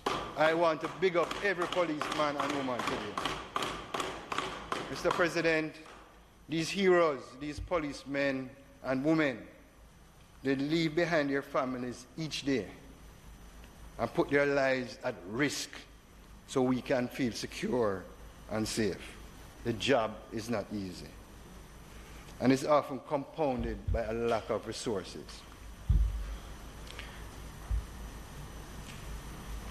Mr. President and colleagues, there's a concern that I have, and it was raised by my colleague, Senator Bunting, last week.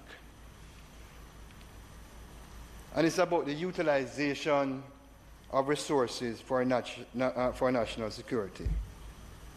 I haven't sought to verify the figures, but the checks that I have done, it is just about accurate. There could be a little timing difference. It was noted by Senator Bunting that 17% of the capital budget for national security has been spent this fiscal year. So 17% has been spent, and we have about 4 months to go.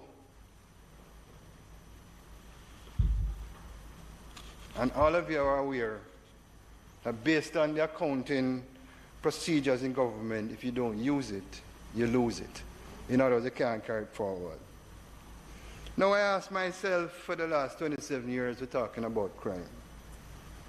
And with crime being the #1 problem in Jamaica, I make no apology by saying that spending 17% of our capital budget for national security with 4 months to go is unacceptable. Persons that we put in charge of these capital budgets must be held accountable. I'm suggesting that the Minister of National Security and the Finance Minister form a special implementation committee to determine, one, why the capital budget is not being disbursed, if it's a timing issue, two, ensure the funds are disbursed by the end of the financial year, and ensure that going forward we have the right resources and expertise to execute on these investments. As I said before, we have the fiscal space to invest more in our social sector, so we need to ensure the capital budget is fully utilized for the fiscal year. There should be no excuse for it not being implemented. Mr. President, with the economy moving in the right direction and the debt to GDP ratio going down, more funds will be available to spend on the social services sector, of which crime prevention is paramount. In addition to having the resources to solve the crime problem, we need to have the right strategies, short, medium, and long term, to ensure resources are deployed in an effective way. I would like to commend the government for recognizing and taking steps to revise legislation that will support the restoration of law and order. Speaker's time for speaking. Senator's time has expired. Mr. President, the senator's time for speaking having expired, and he's just finally finding a point of commonality with me. I think we should give him sufficient time. Sufficient time to complete his presentation, and I hope he will continue in that vein. Question is that the speaker's time be extended. Senator Bunting, I'm not sure if I can promise you that. Senator Webby, you have to wait on the president. You know. Sorry, Mr. President. The speaker. Well. It should come with all the trappings, Senator Brown.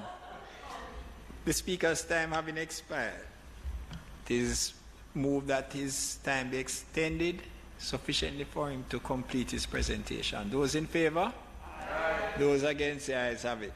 Senator Webby. Mr. President, I must confess, in all my 3 terms as a senator, it's very rare that I have to ask for an extension to speak. It's still very rare. Anyway, let us call it youthful exuberance. Mr. President, Mr. President, I'm not going to be like Senator Fraser Binns, who will be very brief at every comment she makes. Who promise? Mr. President, in continuing, thank you very much, colleagues. Thank you for the extension. As I was saying, I'd like to commend the government for recognizing and taking steps to revise legislation that will support the restoration of law and order in our society. The Bail Act, Firearms Act, the Road Traffic Act, and amendments to the Criminal Administration Suppression of Criminal Organization Act, otherwise called the anti-gang legislation.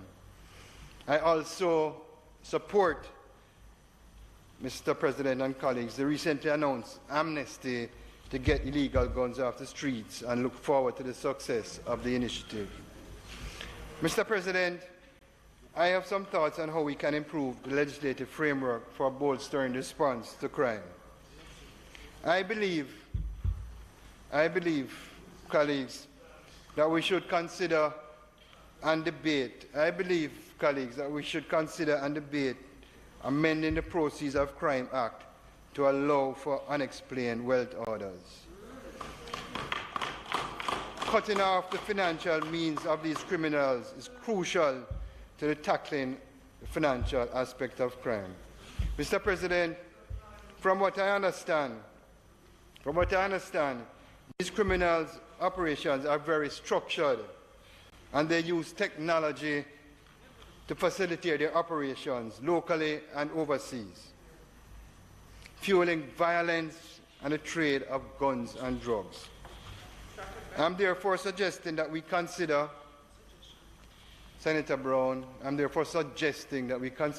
debate amendments to the Telecommunications Act to improve law enforcement intelligence gathering capabilities. This would include telecommunication providers expediting requests from law enforcement to provide customer and call data information and requiring them with data for longer periods. Mr. President and colleagues, I know this might not be a popular question, but the question that I'm asking Senator Bunting, in all sincerity, and it's a question, I don't know, Senator Bunting, do we need more expertise to fight crime? In all my reading, this is really an international warfare with criminal gangs all over the world. Do we need to ask for more help from our long-standing partners, the US, UK, or Canada, or anywhere else? I'm asking the question. Remember, colleagues, I am grappling to answer my own question.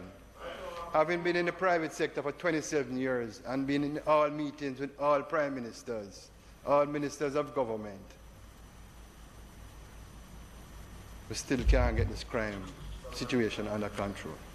I'm trying to answer the question by asking other questions. There's one area that I believe can make a difference. and it's the long overdue Police Services Act, Senator Fraser-Binns. I believe that the Police Services Act is another piece of legislation that can really transform the Jamaican Constabulary Force into a modern and efficient police service. My understanding is that this legislation will lay the foundation for the reform of the JCF towards community policing to stabilize communities gripped by crime, building social cohesion, and in doing so, form crime prevention partnerships.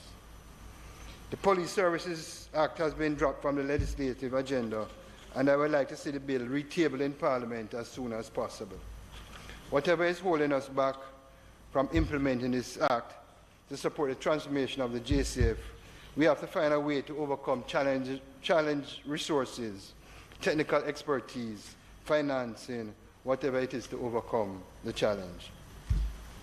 Mr. President, in answering the question of why we have had such high levels of crime, I've also done research by Orlando Patterson and Herbert Gale, and agree wholeheartedly with your findings that crime in the main is a byproduct of social ills and lack of education. Mr. President, with the improvement in the economy, I noted earlier, and the reduction in our debt burden, we will find the fiscal space to address the root cause of crime. We know the government alone cannot solve the social issues we face as a country. The private sector must get involved.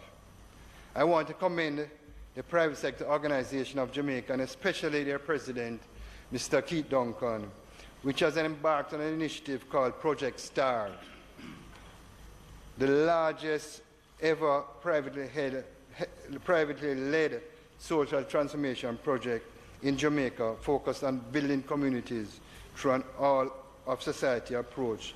I really want to recognize Keith Duncan and the PSOJ for the initiative.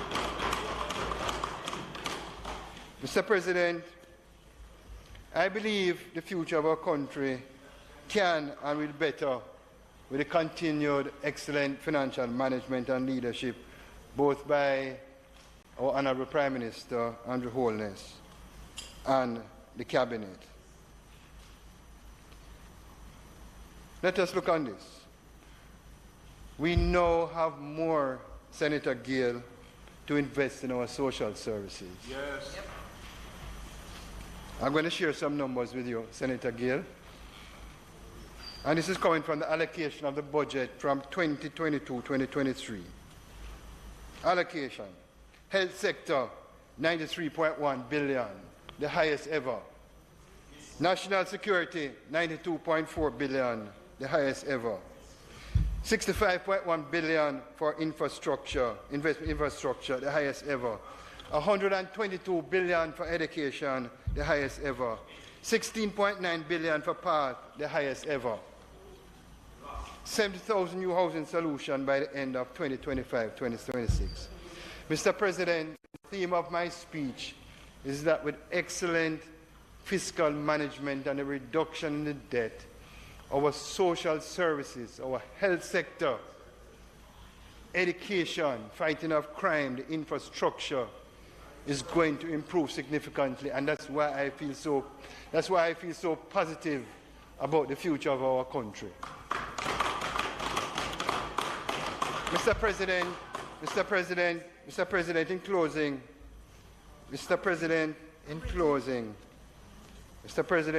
in closing, I noted in particular, and it really resonated with me, the conclusion of the throne speech for 2022 given by His Excellency, the Most Honorable Sir Patrick Allen, where he said, "The Jamaica we all want, the Jamaica we all deserve.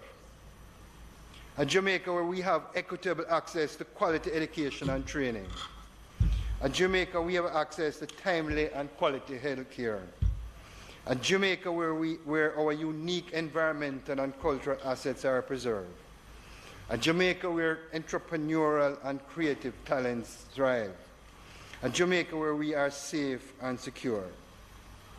Mr. President and colleagues, I really believe sincerely that our country, Jamaica, is on the right path to realize what our Governor General is saying that we deserve. I make no apologies against Mr. President and colleagues, wherever I'm in the world, if I'm speaking as a private sector leader, as a senator, or a representative of any other entity. I always finish my presentations like this with a lot of pride and a lot of emotions. And let me say, God bless Jamaica, the greatest country in the world. Thank you.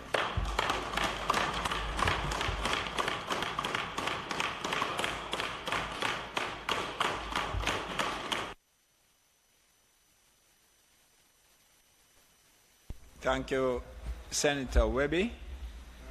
And we will now have Senator Fraser Binns.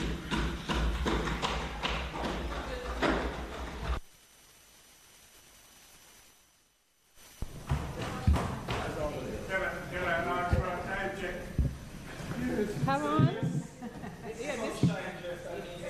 All day. All day. I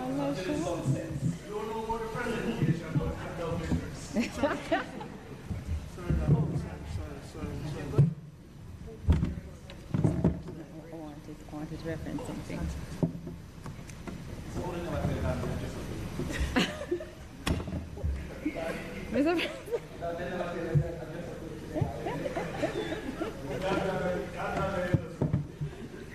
Mr. President.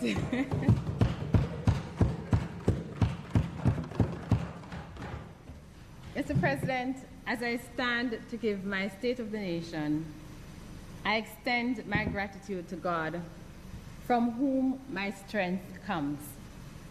To my family of men, Jonathan, Nathan, and Jeffrey, the loves of my life and the life that I love.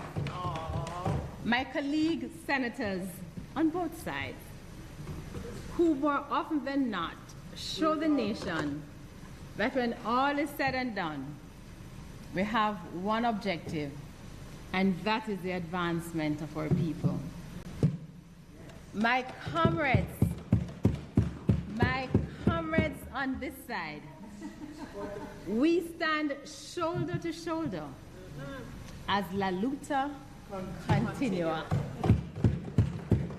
The chairman of my task force, Mr. Sheldon Beckford, who is here today, and all the members of my task force, to my deputy spokesperson and my own environmental encyclopedia, Lenore James, who is also here today.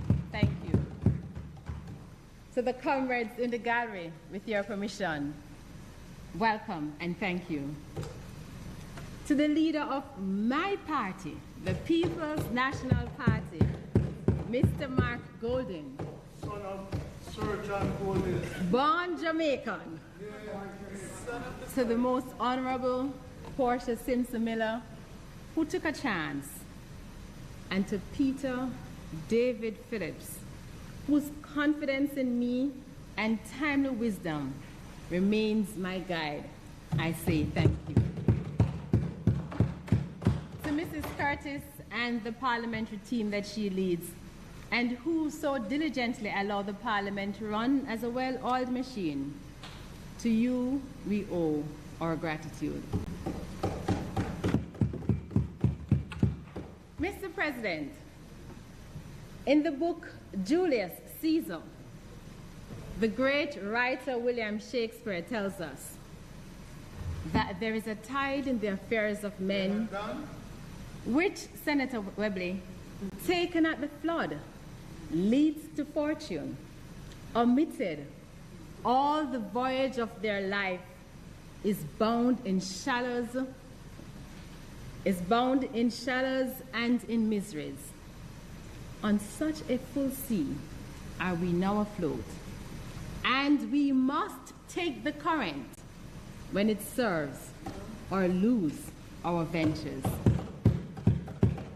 Sadly, sir, for too many Jamaicans, the flood has passed, and their lives are bound in the murky shallows of poverty, crime, misery, and hopelessness.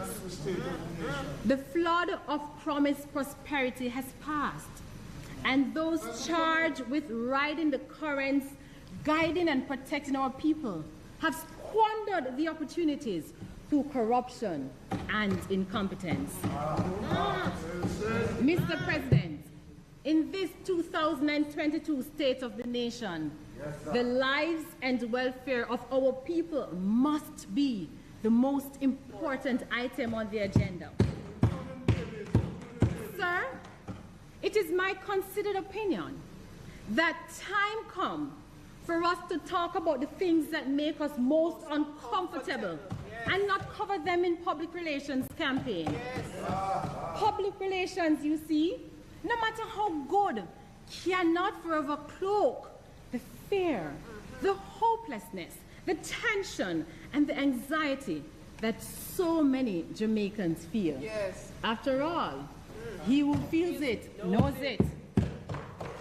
Jamaicans, sir, see the mounds of garbage littered across the length and breadth of this beautiful country. It's an eyesore. They see the rats and all the vermin multiply as quickly as their fear of disease and death. Jamaicans know the fear when their children have to wait for hours to walk to Pepin, Senator Brown, from Pepin to Halfway Tree, because the Jamaica Urban Transit Company is gutted and there are too few buses to meet the schedule. Jamaicans feel the anxiety every time they step into a shop, Senator Crawford, because of the inflation. Flour, Senator Gale, rice, saltfish, chicken, and these are quickly moving out of the reach of Jamaicans. Whoa. Mr. President, no PR campaign can cloak that suffering. The minimum wage earner who has to fork out $1,200 a day for bus fare has very little left to feed her family. Without the support, she will remain in the murky and oppressive shallows of hunger and hopelessness. In those murky shallows, the vicious cycle of generational poverty will continue. Mr. President, since most Jamaicans don't talk to the dead, we will not claim to hear the dead babies crying, but we feel the pain of the families. As a mother, I feel and share the anguish and the pain of being let down by a failing government which lacks accountability and uses its parliamentary majority to limit transparency. Mr. President, time comes. The Right Honorable Norman Manley believed that education was the tide poor Jamaicans needed to lift them out of extreme poverty, and so he introduced common entrance. The Most Honorable Michael Manley recognized that our farmers were barely eking out a living on the scrag lands that they were relegated to, and he created Land Lease Program. The Most Honorable Percival James Patterson created PATH and the National Health Fund to help the poorest amongst us. And Sister P, the Most Honorable Portia Simpson Miller, knew that the tide to lift the poor out of poverty was suppressed by high debt. She implemented the Economic Reform Program, Senator Webley, to reduce our debt, Senator Webley, and to make it more available to spend on health care and social programs. She championed the need to balance the books while balancing people's lives. Regrettably, Mr. President, the people are not feeling the gains from the debt reduction. The $93.1 billion that Senator Webley spoke about is not being felt by persons who have to use the public health system because of much of it is lost through mismanagement and corruption. Billions of dollars wasted, stolen, or mismanaged. The litany of acts, including the latest HAJ, have robbed our people. Mr. President, these are billions that could have been used to lift the people from the murky and oppressive shallows where they have been stuck for far too long. Corruption, you see, has stolen our wealth and blunted the promise of our people. It is not sufficient for us to stand up and we can say that Jamaica has increased its standing on the International Corruption Perception Index. And it is commendable. But that is not the lived reality of our people. The nationwide Blue Dot poll found that 55% of Jamaicans believe that the Andrew Holness-led government is very corrupt.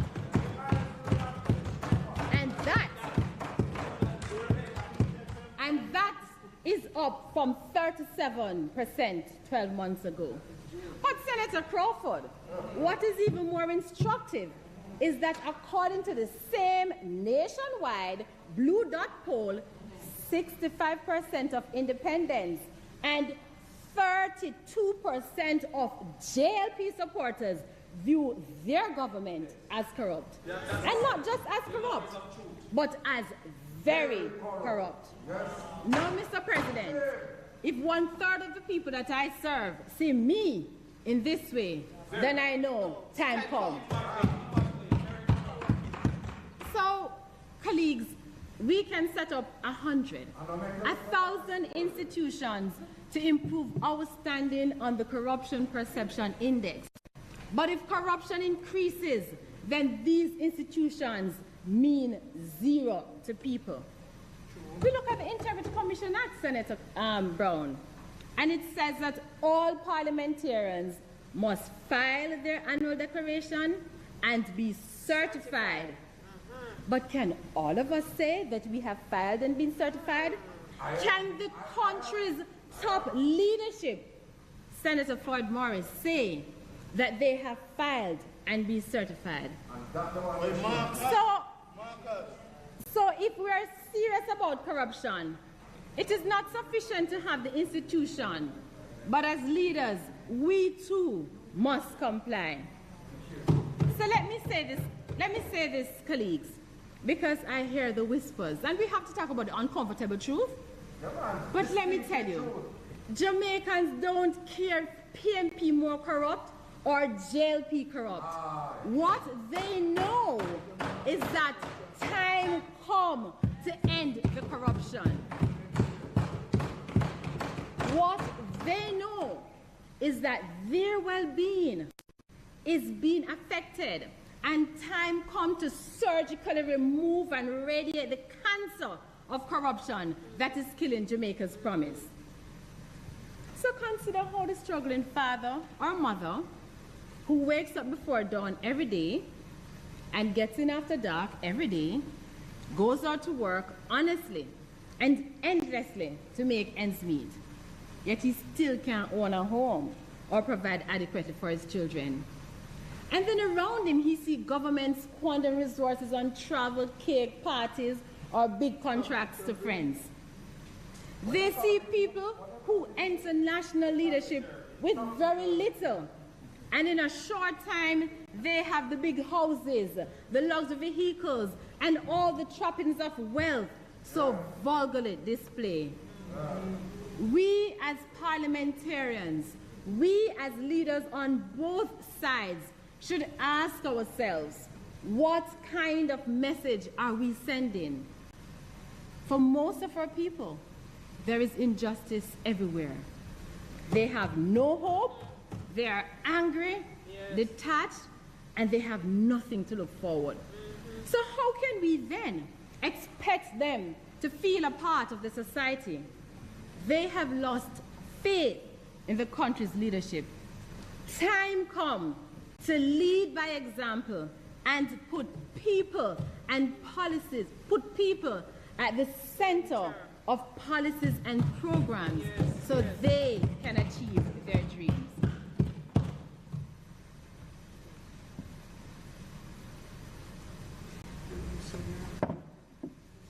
I want to turn and quickly look at the matter of the environment and climate change. And as I speak on this area of environment, I sincerely wish to thank Minister Samudo for his reaching across the aisle attitude on these matters. It is the opposition's position that areas of the environment are too critical to be colored, and we will continue to work with the government to achieve the national good.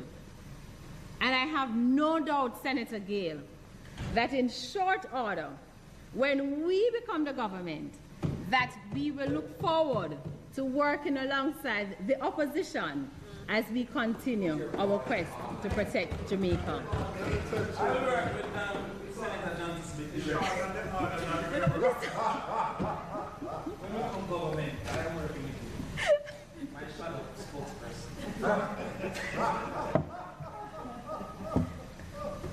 Mr. President, our economic and social security is intertwined with a healthy environment. Yes. If we're really serious about protecting the environment and combating the effects of climate change, then we have to make the environment and climate change a bread and butter issue for all Jamaicans. A poor mother of two who earns minimum wage, after she pays bus fare, sends the kids to school, and buys their school supplies, she really does have very little left for food, for gas to pay electricity. And so what happens, particularly in rural areas, is that she turns to cutting down trees, to make fire to cook, or for coal to burn, just to make ends meet. And this happens in our 2022 Jamaica. So then, how can we go to her and talk to her about climate change and the need to conserve? Mr. President, we cannot be serious about the environment if we do not empower our people economically. The harsh reality is that when people are desperate to find food to put on the table and shelter, the environment is simply not top of their minds. At the risk of being misunderstood, let me say that the opposition is not saying that poverty leads to environmental degradation. What we are saying is that within the context of economic survival, persons will choose economic over environment. And because of this, we have to empower them so they do not feel that it has to be either or.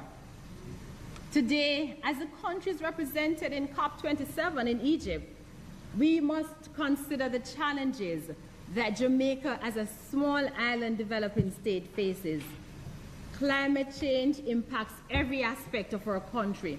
We see the effects daily: warmer temperatures, rising sea levels, and extreme weather conditions, all of which damage property and critical infrastructure. They impact our human health, productivity, and negatively affect sectors such as agriculture, forestry, fisheries, and tourism. So we see the effects in our economy. In 2008, Senator Rodriguez, the damage caused by Ivan was 8% of the country's GDP. In 2021, the country spent approximately $10 billion on flooding. And in 2022, we spent $889 million on damages from Tropical Storm Ian. And the hurricane season is not yet over. We have to do more to make our country truly climate resilient. We have to bring the society along with us so they understand the importance of climate resilience.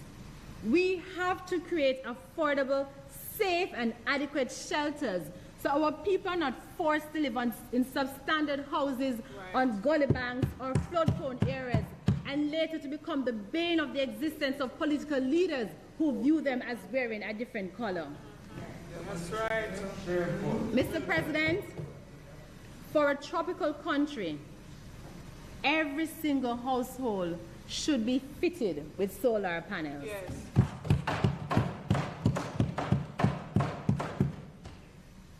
In this regard, it is the opposition's position that the government must launch a national initiative to encourage the use of solar energy in all buildings.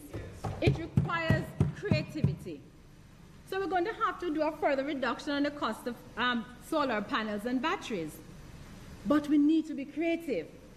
We need to look at government incentives such as tax holidays or credits or moratorium and income tax, not just for companies, but also for individuals who install solar panels. The government needs to work with private sector and private banks to ensure that there are lower interest rates for persons who want to get a loan to install solar panels. And we must also immediately, I said it already and saying it again, we must immediately move to change the National Housing Trust policy, thereby making it mandatory for every person with an NHT loan. Every person with an NHT loan, whether new or existing, to get a special loan for solarizing their homes. That, Mr. President, is how we bring the country along with us as we become climate resilient. Mr. President, it is no doubt that more and more Jamaicans are becoming aware of their rights and their environmental rights.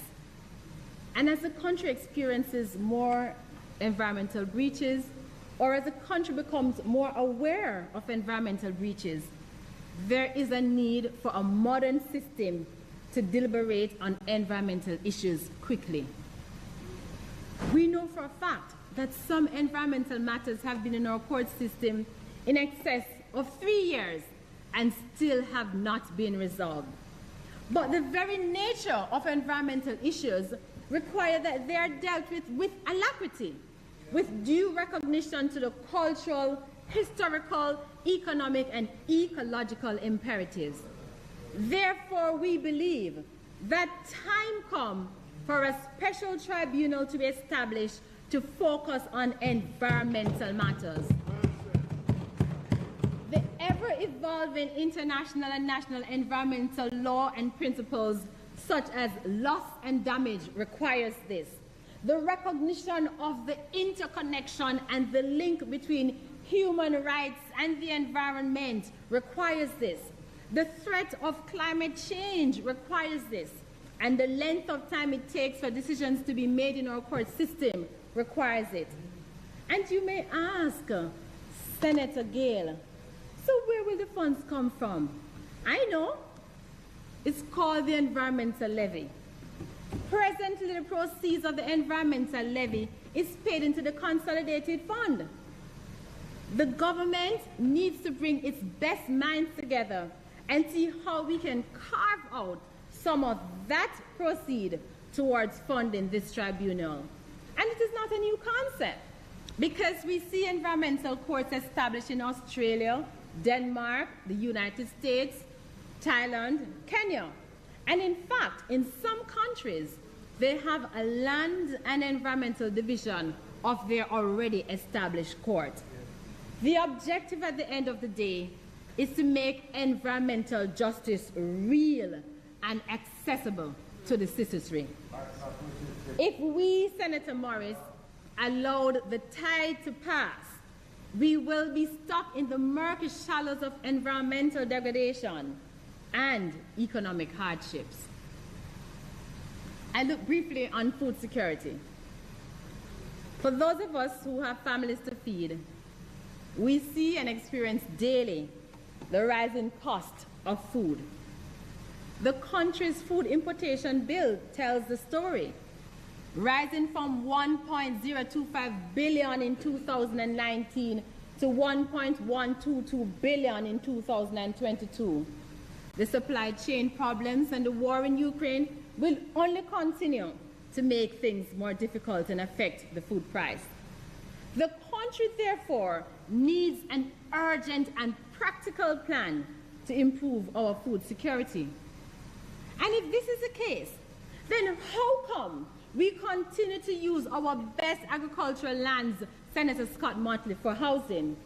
How can we, in 2022, have, Senator Webley, idle agricultural lands when the country, when the world is on the brink of food crisis?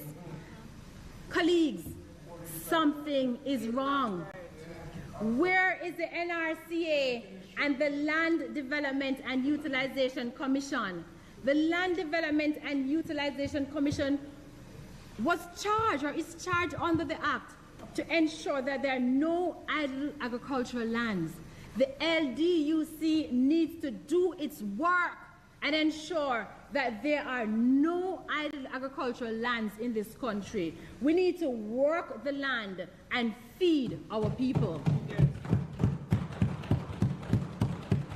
Mr. President, in tackling the issue of food security and poverty, the government has to move away from its present policy of giving agricultural land to big corporations and friends and to make it accessible to any Jamaican who wants to farm. And to give support to this action, I quickly suggest that we bring back the AMC to ensure that there is always a ready market for this produce. This, Senator Webley, is how we build food security locally, but how we also cut our food importation bill. And then we have to look at the very emotive issue of beach access. I'm a girl from St. Anne. I grew up in St. Anne. I go to the beach. I remember every summer we used to have a church trip and go to Puerto Rico Beach. But I also know that it wasn't unusual for us to just jump on a bus and go to Duns River or Puerto Rico. We would cook up a nice pot of food and we would eat and have a good time with our family and friends. But those were the days. So much has changed. We do not have nice, clean beaches anymore, and our access to many beaches have been restricted. Mr. President, the uncomfortable truth, Senator Gale, is that with the exception of a few limited instances, there is no right of access to beaches in Jamaica for Jamaicans. There is no right of access to beaches in Jamaica for Jamaicans. The uncomfortable truth. The Beach Control Act was designed for a period and served its purpose well. Though well-intentioned, after 40 years, time come for a new act. Yes. We need a new beach control. We need a new beach control act. But in talking about the act, we must ask what happened to the revised beach control policy from last year. Mr. President, time come to review the Beach Control Act. We must look at things such as how and when beaches can be privatized. Senator Rodriguez, we must have provision such as access to all Jamaicans to our beaches. It is our position that at minimum there should be at least one public beach per parish open to all Jamaicans without limitation and enjoying, Senator Crawford, the same standard of facilities as any private beach. Time come, Mr. President. But equally important, colleagues, to access to beach is that this revised Beach Control Act must have built into it the requirement for community consultation when these assets are being privatized or divested. We hear too many stories of people who have earned some rights to a beach, the fisher folk or otherwise, but are denied access as the property is sold without their consultation or knowledge. They wake up to barriers or to no trespass notice, putting their trade, livelihood, and even Senator Campbell, their right to shelter at risk. Senator Campbell, you will agree that we cannot continue to treat our people like this. We can't allow semantics to treat our people like this. Time come to put the Jamaican assets in the hands of responsible persons. Time come to ensure that the assets are not just given to persons who are genetically connected.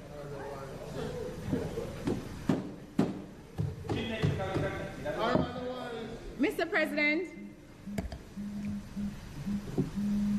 it is not a secret that I have a pet peeve. No, I'm not wearing my Westwood jaffa today. But the truth is that when I sat on that side in government, I spoke about it, and every opportunity I get while sitting on this side, I speak about it.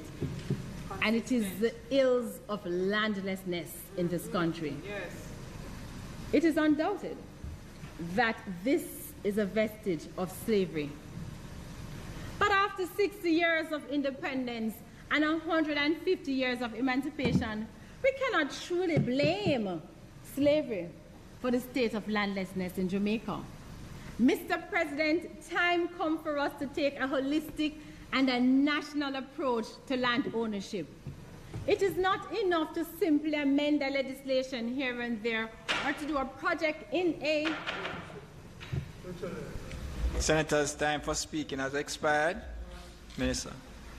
Mr. President, the Senator's time for speaking having expired, might it be extended to permit her to complete her presentation? All right. You have heard the question, members. Those in favor? Those against? The ayes have it. Maybe, President, you may want to go to the next interruption now. I've seen it, so that we just continue and flow to the end. Minister.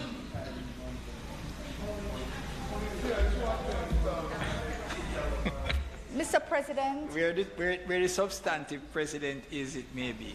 Mr. President, might the Senate be permitted to sit beyond 1:30 to complete the business of the day? And you have heard the question, members. Those in favor? Those against, the ayes have it. Senator Fraser-Vins. Thank you, Mr. President. As I was saying, sir, it is simply not enough to amend the legislation and to do a project in a preferred constituency or a parish, as you see operating in this new dispensation. The piecemeal ad hoc approach has been tried, and we know that it simply does not work. It is time for us to put land in the hands of the landless. Let us work together. Time come to find practical solutions. And the truth, Mr. President, is not that difficult. We can start with government lands. I have said it before, and I'm saying it again. Time come for us to review the limitation period for persons to claim ownership of government land. It is a regressive step and a regressive leadership when any government puts more government lands under the difficult 60-year rule at a time when the country is crying out for land rights and land ownership. The government of Jamaica is the largest landowner, whether you want to be crown land or you want to be just regular government land. But the government is the largest landowner. And the truth is, you can't truly account for everything you own. Yet at a time when so many people are trying to find basic and safe housing, its first response is to bulldoze persons. The way to resolve squatter settlements cannot be to bulldoze people's homes. There has to be a better way, a more humane way. We have to consult and engage with people. Your words. Mr. President, at the risk of a point of order, I have to say something most uncomfortable. Because we have to ask, where is this government's head and heart? After such a national outcry, Senator Campbell, and condemnation with how the people of lands adjoining Clifton were treated, we thought that at least the government would have learned and at minimum consult, call a meeting of the community, meet with the persons and work out a reasonable and beneficial solutions. And if we have to relocate, then that is also discussed. But instead, after all that has transpired, the government without more has once again served notice on the people of lands adjoining Clifton. Maybe it is me, or maybe Senator Allen, it is just the party that I belong to. But I believe that a better approach would be to call a community meeting and discuss the matter rather than using this means. It leaves a lot of questions. Perhaps another watershed moment. We wait. But what we do know is that this is not progressive leadership, and this is not progressive government. Time come, Mr. President, to change the way we do things. Mr. President, the opposition's position on squatting is unequivocal. We do not support squatting, but we do not believe that Jamaicans should be made double victim by the government because of a system that has been facilitated by government where they are the victims. Senator Campbell, listen and learn. Mr. President, for most Jamaicans like myself who grew up in the country, not owning land, not having family who own land and not having that inherit, settling on a parcel of land is so much more than squatting. Yes. It is so much more, Senator Campbell, than having a house. That is their security. It is their identity. It is their sense of belonging, their connection to family, kingship, heritage. So when any leader, regardless of what side they come from, comes and bulldozes them, they're not simply destroying their physical homes, they are destroying the core of these people. They're destroying their investment. They're destroying their sleepless nights. They're destroying the nights when they have to go to bed hungry because they have to save the money to buy blocks. They're destroying their pride. They're destroying their self-worth. They, Senator Campbell, are destroying their future and their sense of belonging. If I can cite a notable Caribbean Calypsonian, Senator Donald Scott Motley, the mighty Gabby, who not only spoke about government boots, but spoke about the pain and the anguish experienced when removed from homeland property. And though speaking of the reality in another Caribbean island, we can all relate to Emerton, as indeed it could be called Buckawall, Clifton, or Pleasant Hill. And Gabby said, "You ask me to forget that my grandmother was born right here, so. All right, I say I shall go. You tell me to forget. It is there that I want my own children to grow. All right, I say I shall go. But Senator Cavan Gale, I hope you understand how I feel about Emerton, my homeland, my homeland, my homeland. And I hope you know it is true that I will never forgive you, because look at what you do to my Emerton. You tell me to forget that you bring Senator Gale, Damien, work with me. You tell me, Senator Gale, to forget that you bring bulldozer and push down the houses so.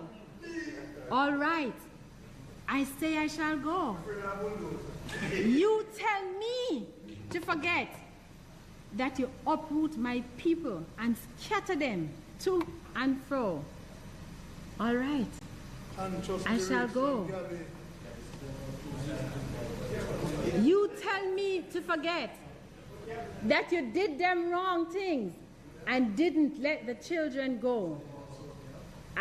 All right, I say I shall go. Senator Braham, I hope you understand how I feel about Clifton, about Pleasant Hill, about Bob Marley Beach, their homeland, their homeland, their homeland. And I hope leaders know it is true that our people will never forgive us. Because look what we've done to their Emerton, to their Backer Wall, to their Clifton, to their Pleasant Hill.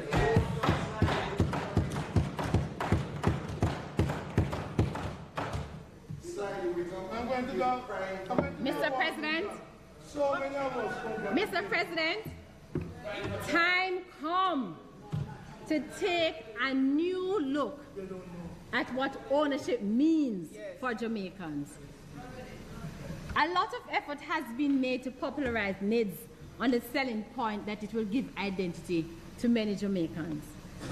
And Mr. President, we, the opposition, supports the National Identification Program. But let it be known that identity will not be settled with NIDS. Only when we settle our people on land that their identity will be settled.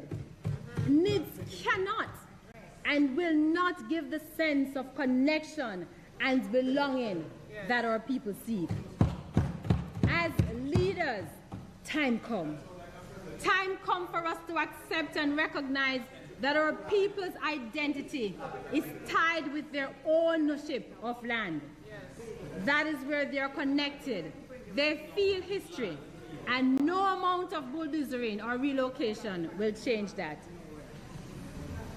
And so, Mr. President, if as leaders we are serious about attacking landlessness in this country, let us fix the cause and not the symptoms. Yes. Let us change the laws. Let us change the processes. And importantly, let us engage the people. That is how you create the social revolution needed to fix this country. Norman Manley, Senator Braham, father of independent Jamaica, understood this. And in passing the facilities for Titles Act, he said, land is the only source of the material life of the people. It provides food and shelter. It furnishes work and wealth. It is the basis of all production, of all development, of all security, of all growth. It is in very truth the root of our being. Michael Manley understood the importance of land ownership, and in the 1970s he sought to put lands in the hands of landless with the programs such as site and service and land lease. In the 1990s, P.J. Patterson introduced Operation Pride and incremental infrastructural development. In 2000, we had the establishment of LAMP to make land titling and regularization easier, while separating the issue of planning from titling. Portia Simpson Miller understood it, and she ensured Senator Brown that sugar workers received service lots or houses at Bell Rock, at New Yarmouth, at Frome, Monmouth, Bernard Lodge, and Appleton. And Bunkers Hill. We on this side understand it. And Mr. President, if you don't understand it, you simply can't cross it. We understand it. The PNP sought to ensure that Jamaicans from all classes, but especially the working class, could have a piece of this rock. Was it always perfect? No. But history has shown, Senator Rodriguez, that revolutionary actions are not always perfect. But at the end of the day, the records will show that thousands of Jamaicans were able to own a piece of the rock through these initiatives. Isn't that what we all want? Mr. President, time comes to have a progressive government which will continue the work of the greats as Norman Washington Manley, Michael Manley, P.J. Patterson, and Portia Simpson Miller. Time comes for the government to use its advantage as the largest landowner to create more landowners and expand the ownership society. Time comes to change the tide and lift Jamaicans out of the murky shallows of poverty.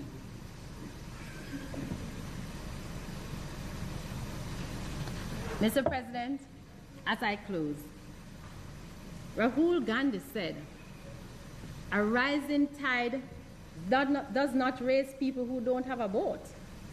We have to build the boat for them. We have to give them the basic infrastructure to rise the tide," end quote. The government, therefore, must build the boat so our people can take advantage of the wind and the tide and create a better future for their families and end generational poverty. Mr. President, as I close my State of the Nation for 2022, I believe that time has come for a reprieve for every victim of land, social, economic oppression, for every victim who has ever been forced to pray to God not with joy but with despair. It is a cry for help, a summons to act now. Time come. Time come, Mr. President, to end corruption. Time come for real economic empowerment. Time come for a national consensus on climate and the environment.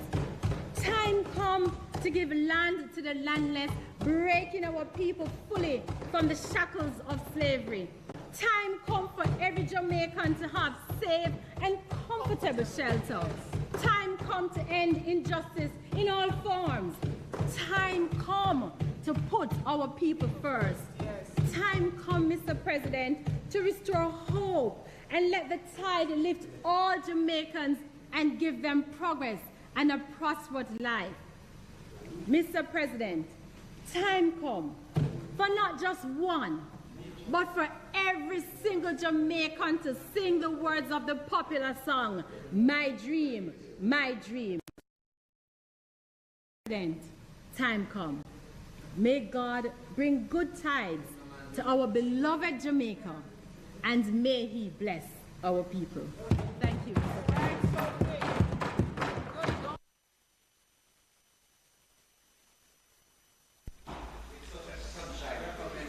Thank you. Thank you, Senator Fraser-Binns.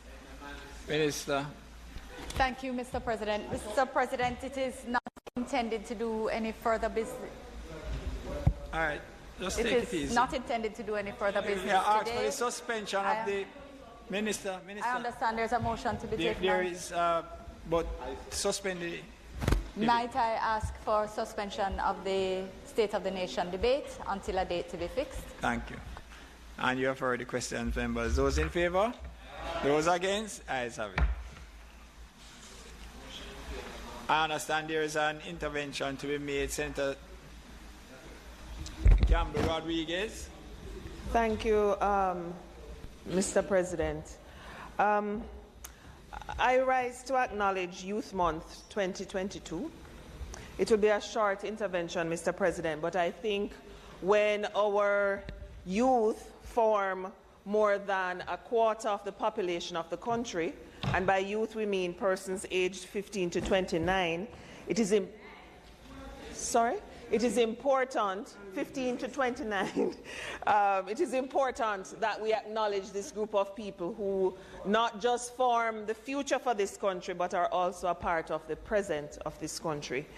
And I ask if we could just, I have some copies of the National Youth Policy, the popular version. I'm asking that each member of the Senate receive one. If you don't feel you have use for it, please give it to a young person, but it's really set up in a way that's user-friendly. It's not just a big, boring document. The ladies at the back will distribute them. I'll also ask them to give each senator a copy of the Youth Month calendar, which outlines the activities that have been scheduled for the month. Hopefully we'll have senators participating in some of those activities. Mr. President,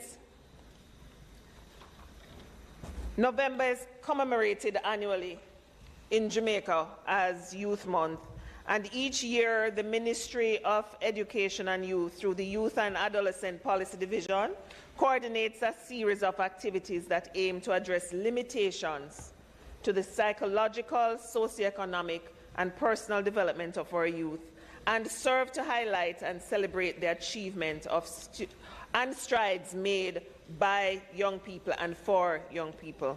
Annually, the Youth Month's activities are guided by a theme aligned to the primary objectives of the month. This year's theme is Reignited, Empowering Youth for Jamaica 60 and Beyond. Activities of Youth Month in this our Jubilee year include the Prime Minister's Youth Award, church service, the 13th sitting of the National Youth Parliament. There will be round-table discussions, among other things. Mr. President, in addition to the activities spoken of, I take this opportunity to remind all our young people in Jamaica that the nation needs you in order to grow and to continue to be the best country in the world. While the nation needs you, it also owes you an obligation, and it is a commitment of the government of Jamaica to continue to support youths of Jamaica, not probably, but definitely. Mr. President, we can always find areas in which improvements can be made. Of this I'm sure. I'm as sure of that as I am of the fact that our Jamaican youth carry a gene that makes them special, more special than any other young people in the entire world. During November, let us celebrate, let us honor, and let us boost our young people more than ever before. Mr. President, if it pleases you. Thank you, Senator Campbell Rodriguez. Senator Morris, Gabriel.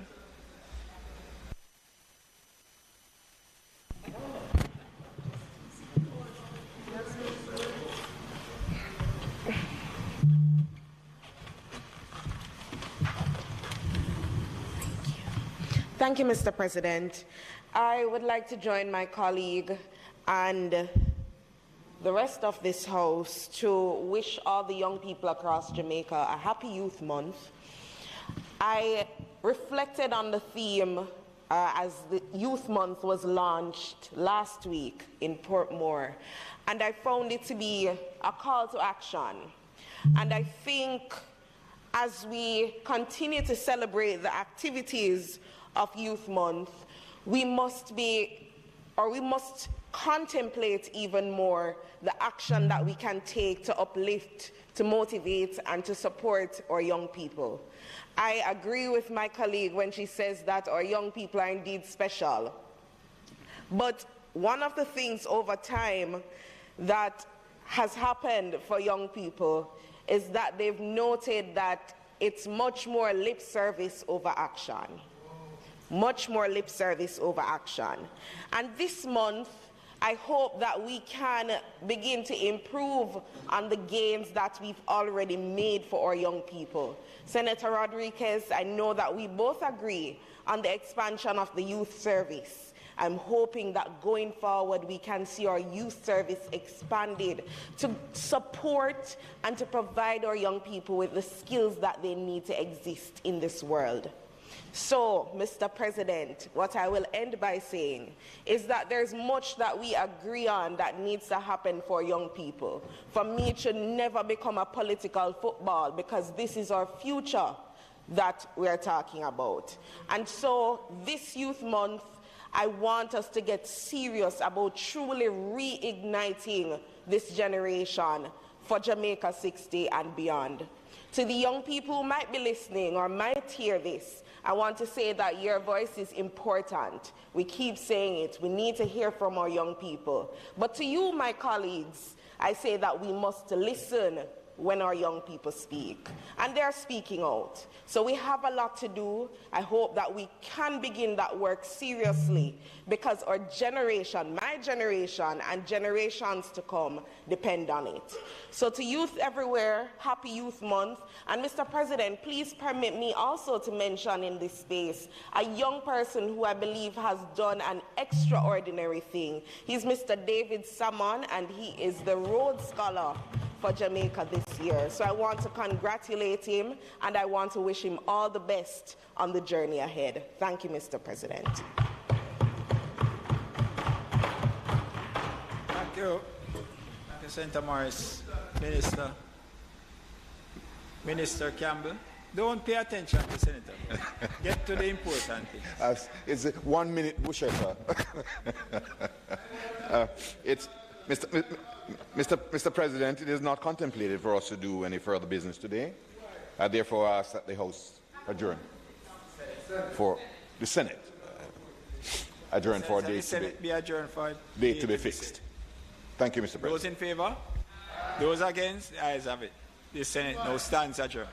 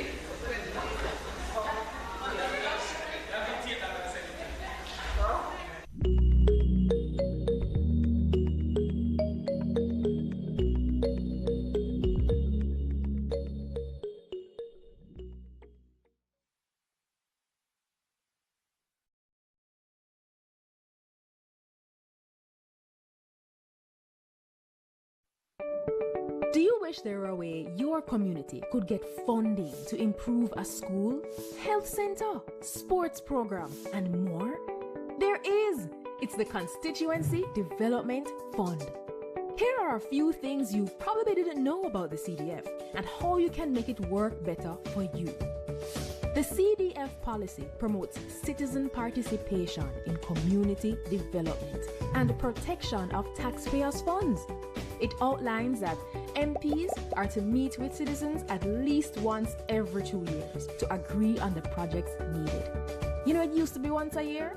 We should really go back to that. Projects developed with